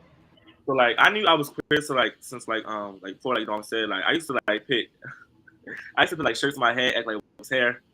All that I used to wear my mother's shoes and stuff. Dawn did that too. Like we was like, yeah. All right, But because not too much. You basically just outed me, but hey. but so like yeah, it was hard being queer growing up. Like I knew I was queer, so like I came out like I would say like 2021 as bi. Like I had posted on Facebook and Instagram like if you like I'm bi, if you don't like that, block me. My mother she texted me, she was like take it down, and I responded to her, and I waited the 24 hours so we took it down. But it was And okay. wait, can I say something real quick? I don't want to cut you off, but like when Shane told me that, I was mad. I'm like, don't take it down. Who is she? But that's not the point. Okay, so like when I actually came out gay, I came out gay first to my friends, like yeah, my best friends, then Donovan, yeah, then my little sister. But when I actually came out like to my mother and her boyfriend, like we had an altercation basically. It was a lot. I tell you, it was a lot. But it was the altercation. I came out as gay. Like, um, my mama boyfriend, he like a blood. He's a blood. Yeah, he's a gangster. Yeah. So like he was like he won't let nobody like he not have no gay son, all that yada yada yada. So yeah, like he basically put us out. So we currently living with our sister. Yeah, she took us in. So yeah, that's it basically. Yeah, and to add on to what Shane said, it was a lot, honestly. Like to touch on, like being queer in a black household with toxic masculinity being present. At the beginning of last school year, I wanted to paint my nails black, and I asked my mom, I'm like, hey, mom, we got some like nail polish in the house. It was the emo in me, and she was like, no, you can't paint your nails. And I was like, well, she said because I said so. And then a lot of things just happened from there, and I realized, okay, this environment is not safe for me and Shane, so we have to go. And then it was a lot going on. It was like at the end of September, October, and then Johnny was actually like really supportive when I told her what was going on. And she was like, "Yo, this isn't a lot of Don Don," and it made me cry because it was really nice having someone be there for me that like I didn't know that well, but I was getting to know. So yeah, Miss Johnny, did you want to add on something? Well, so y'all know I'm like way older than y'all. So I ain't never have no coming out moment. Like it was just something that you just ain't talk about. And that was just it. And like me, like being the type of person that I am, like my personality naturally is private, discreet anyway. So like unless you know, then you just don't know. So like for me, that was okay. But when I was like a little younger, like I was happy when I finally found like a group of friends that could relate to me, because for a long time, just because it just wasn't nothing you talked about, I thought that I was the only one, and that it was just me. So I was surprised when I got to like 19, 20 years old. I'm like, what? Like, huh? But yeah, no, I never had no moment like that. It just is what it is, and you accept it or not. Yeah. Okay. Did y'all see Cam comment about pronouns? No, can you tell me what Cam said? Okay. I don't remember exactly and I can't find it, but she was asking if we could speak on pronouns and how like basically how important they are, and how people should respect them. So you wanna go first, Dawn, and then I can go. Yeah, I'm gonna go for it since I'm representing the they them stuff here. I Um, found the comment. okay, Yeah, right there. can y'all discuss about pronouns? I support everyone being who they are. I do respect everyone. It's kind of difficult based on society when we're in, and feel guilty when I slip up. Okay. Let me break this down. Okay, so it's okay to slip up. Sometimes I do too, even though I do use pronouns that don't necessarily correlate with my sex that I was assigned at birth. And I know the guilt. I know it can be hard sometimes, but it's a natural thing. We tend to mess up. That shit he hates it, but it's like a natural thing. Like I know when people mess up my pronouns, they come to me like, "I'm sorry." And then like Zion earlier, when Zion messed up, they called me he. She corrected herself, which was nice. It's like just correct yourself and move on. I know you feel guilty. Like it's a natural human instinct, and that's okay. That's totally valid. But sometimes it's better like you can apologize one time and just move on, because once you start to like continuously apologize, it makes the person and our friends feel bad about themselves. So then it kind of manipulates them into being okay with everything, which is why like I'm still trying to ease into they them pronouns and correcting people, because it can be a lie. People call me he, I'm like, oh yeah, I just like go along with it, and it can be a lie. Did Zion or Shane or say want to touch on anything? Don, you shouldn't be okay with it and let it slide a lot, because that's why people like keep slipping up. Because I really do try to make sure I call you they them, because that's like I feel like that's who you are, so I need to respect that. Everybody else needs to respect that. So again, I do want to apologize for calling you he and him, because your pronouns are they them. And also, I was, it was a lot of like me going. It was time of me going through she, her, they, but then when I was like trying to correct people on it, I was like, wait a minute, because I had to step back. I'm like, hold up, my family, like what's about to happen, because they already see, because how I dress, like I do not dress in like tight clothes or anything like that. Like I shop in the male section.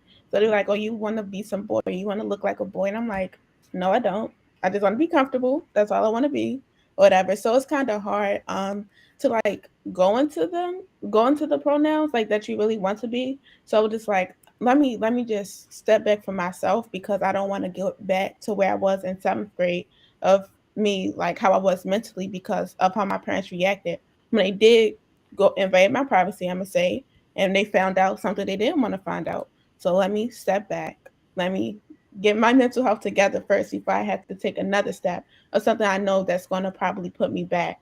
I mean, I'm about to be about a senior. I really don't want to go through that right now. So that's why I'm just still going by she, her.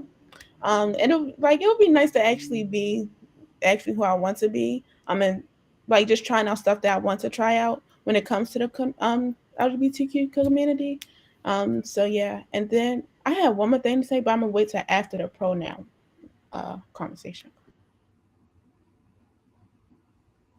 Can I just add something real quick? Because I'm not gonna stay on here long. I know it's your session. Yeah. All right. Yeah, I was just listening to y'all just share your stories, and it was like really, really inspiring. And it just made me want to hop on because like I'm not gonna say I'm pretty new to all of this. Like I'm pretty new to all of this stuff, and I recently just came onto my parents as bisexual like New Year's, and I shared the information with them thinking that it would bring us together, but it really like made us really, really distant. So it's like one of the biggest things that I feel like isn't talked about enough is like just the impact on your household after sharing that information with you, especially when it's not something that just visibly is shown. You know, like this is just my opinion, but it's like people who are just gay or are masculine and clearly shows that they're gay. I think it's easier for them in a sense because it's like that's just who they are and it shows. You know, it's just like you're gonna accept it or not. But when it comes to you being you and looking like you and being bisexual is like pick one.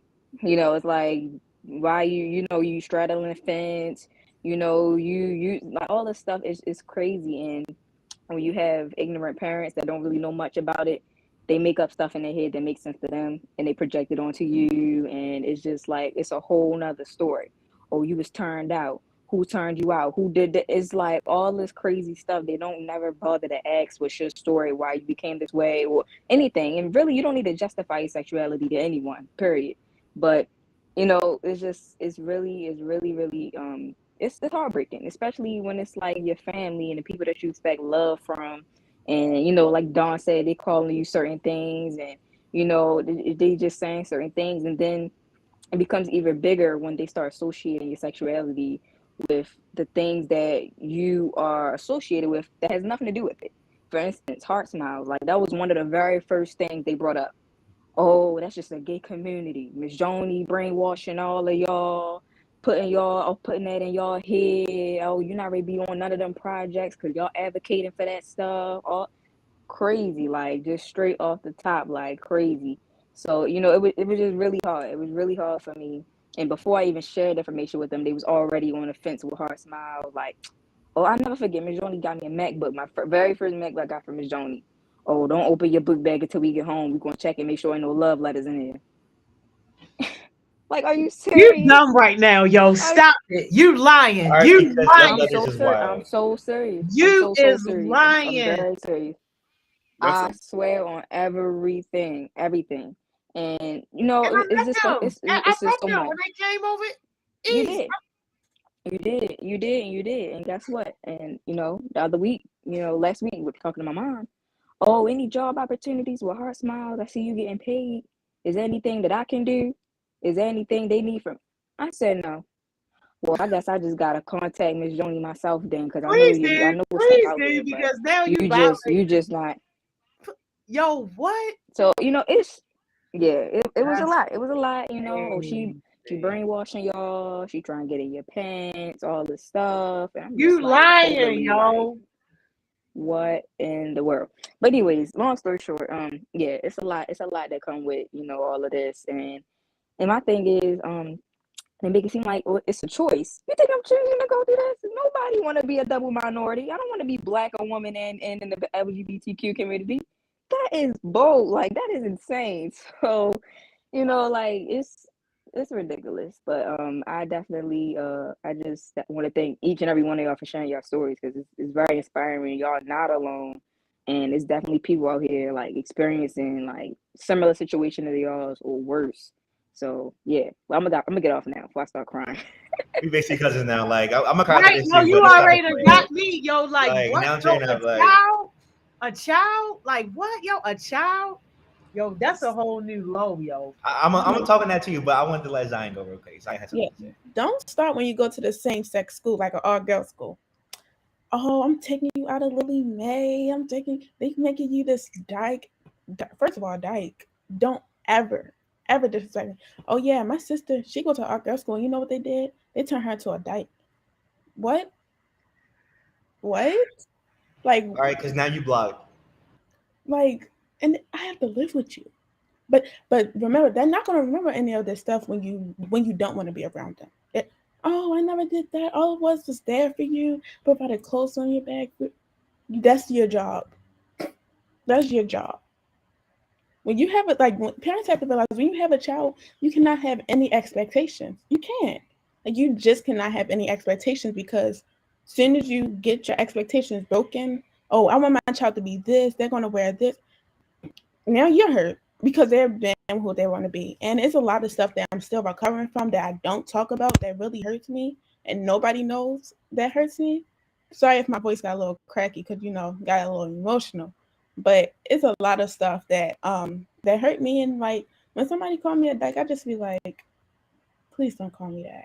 Like in middle school, somebody called me I want to be a fake dyke.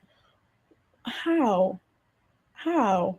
I'm just being me. Like I had my girly times. I had some times where I'm gonna be a little boyish. Like it just like don't disrespect me like that. Like and I just think about it so many times. Like it replays through my head. Like where do you get this from? Oh, you go to Western. Oh, so that's why you gay. And like I had this Uber one time. And we were talking. He was like, "Yeah, I will never send my children to the same sex school because then that's all they know. So that's what they're gonna like." I said, "Oh, that's not true." And he's like, "Oh, you must be gay because you got real offended by that." I said, "Okay, if I wasn't gay, I would still say the same thing." I straight gave him a 0 star, and I reported him. I hope he don't drive Uber no more And now because he jobless. Like yes, he was like, "Yeah, I will have to send him to Poly. They're not. My daughter will never go to Western. Western is one of the best schools in Baltimore City. Don't play with us. Like, really, don't play with us." Right. So it's a lot when it comes to you going to the same sex schools. That's like a number one stigmatized. Like, are you gonna like the same sex? Do y'all know how many girls in Western is straight? Like, it's not true. Like, they're gonna like the same sex because they go to our girls' school. Or because I went to multiple co-ed schools before Lily Mae and Western, and I like girls. I just didn't tell you. You just didn't know. You don't know me like you think you do. Okay, you made me. All right. That don't mean you know me. Like, come on, we got to get to know each other, hon. We got to get to know each other. real. And I wanted to touch on one thing that said, like, brought to my attention, like Ms. Joni kind of touched on a bit, but a lot of times the queer community is associated with pedophilia, which in no way correlates.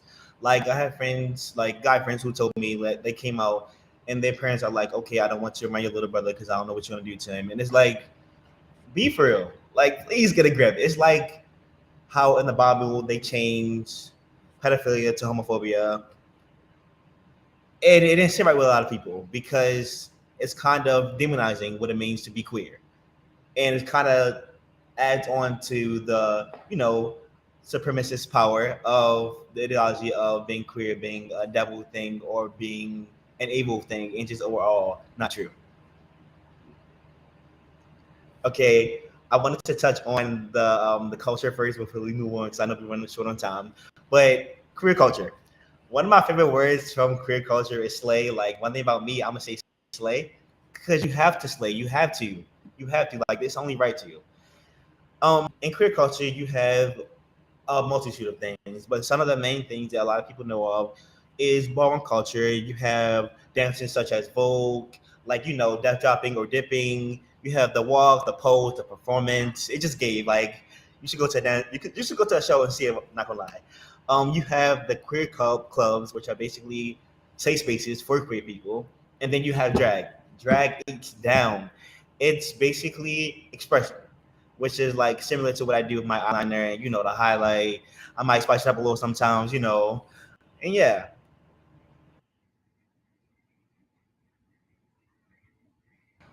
Okay, I wanted to touch on what it means to be queer. Being queer, it means you have pride. Sometimes people don't have pride though because of their experiences in the sense of internalized homophobia or transphobia and etc.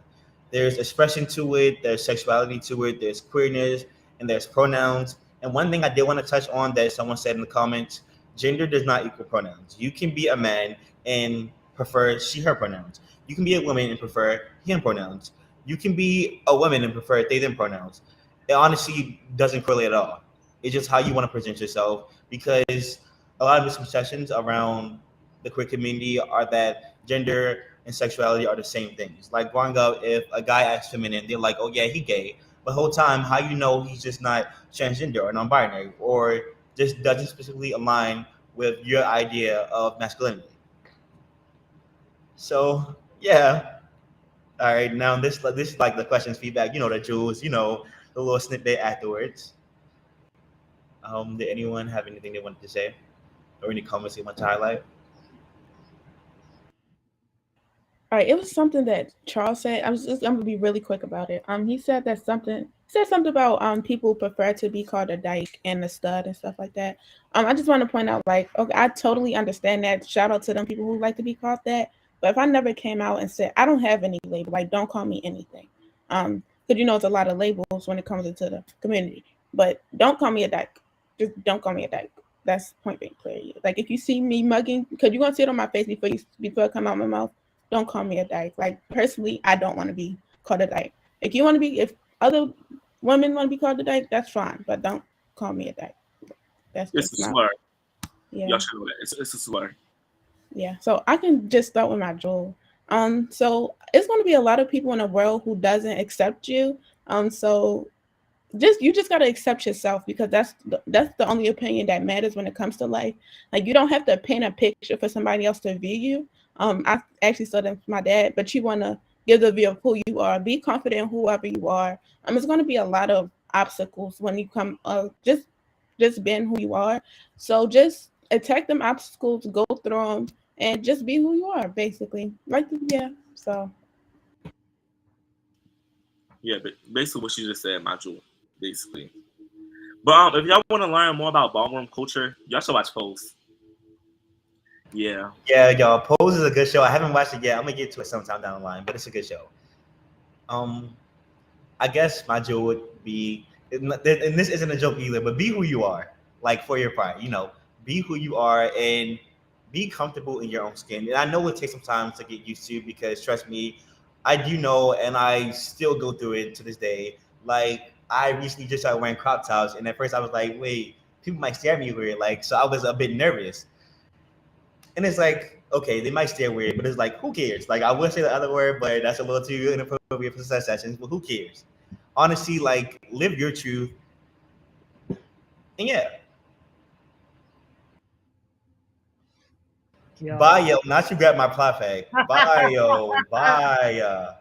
Okay, I just want to cover the sources real quick. You have Wikipedia, personal experience, BetterHelp.com, and the slides, like the frame is from slide one. And yeah, okay, that's it. You did that, Dawn to Dawn. Like for real. As much as a uncomfortable topic it was well needed, and you guys presented it very well. Hey, Taylor, Coach Johnson, y'all, thanks for checking on me. Yeah, I'm good. It's just like yo, like I don't like that, yo. Like, don't play with us like that. Like, and that's crazy. And Sid, I'm just so sorry that you even gotta be around that type of ignorant. Like, that's just a whole new level for me, yo. Like, that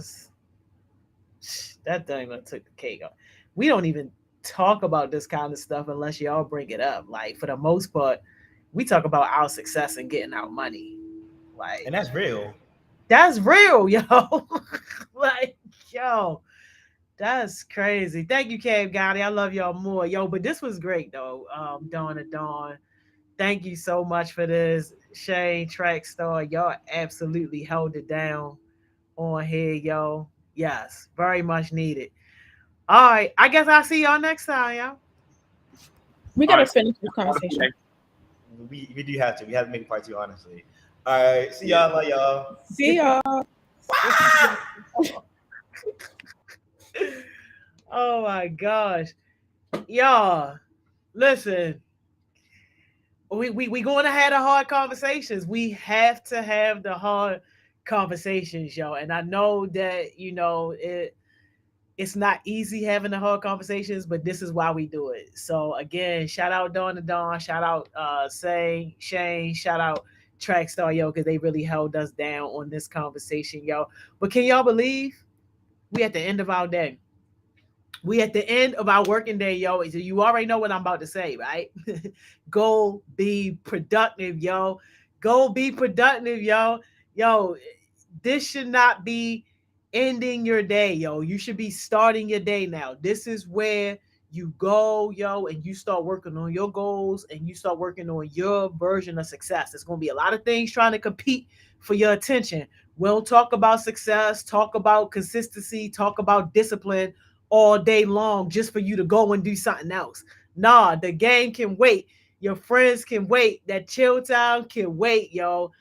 Go be productive. All right, so y'all already know what it is, yo. I'll see y'all tomorrow, same time, same place, yo, 10 a.m. right here. I'll see y'all. I'm out of here.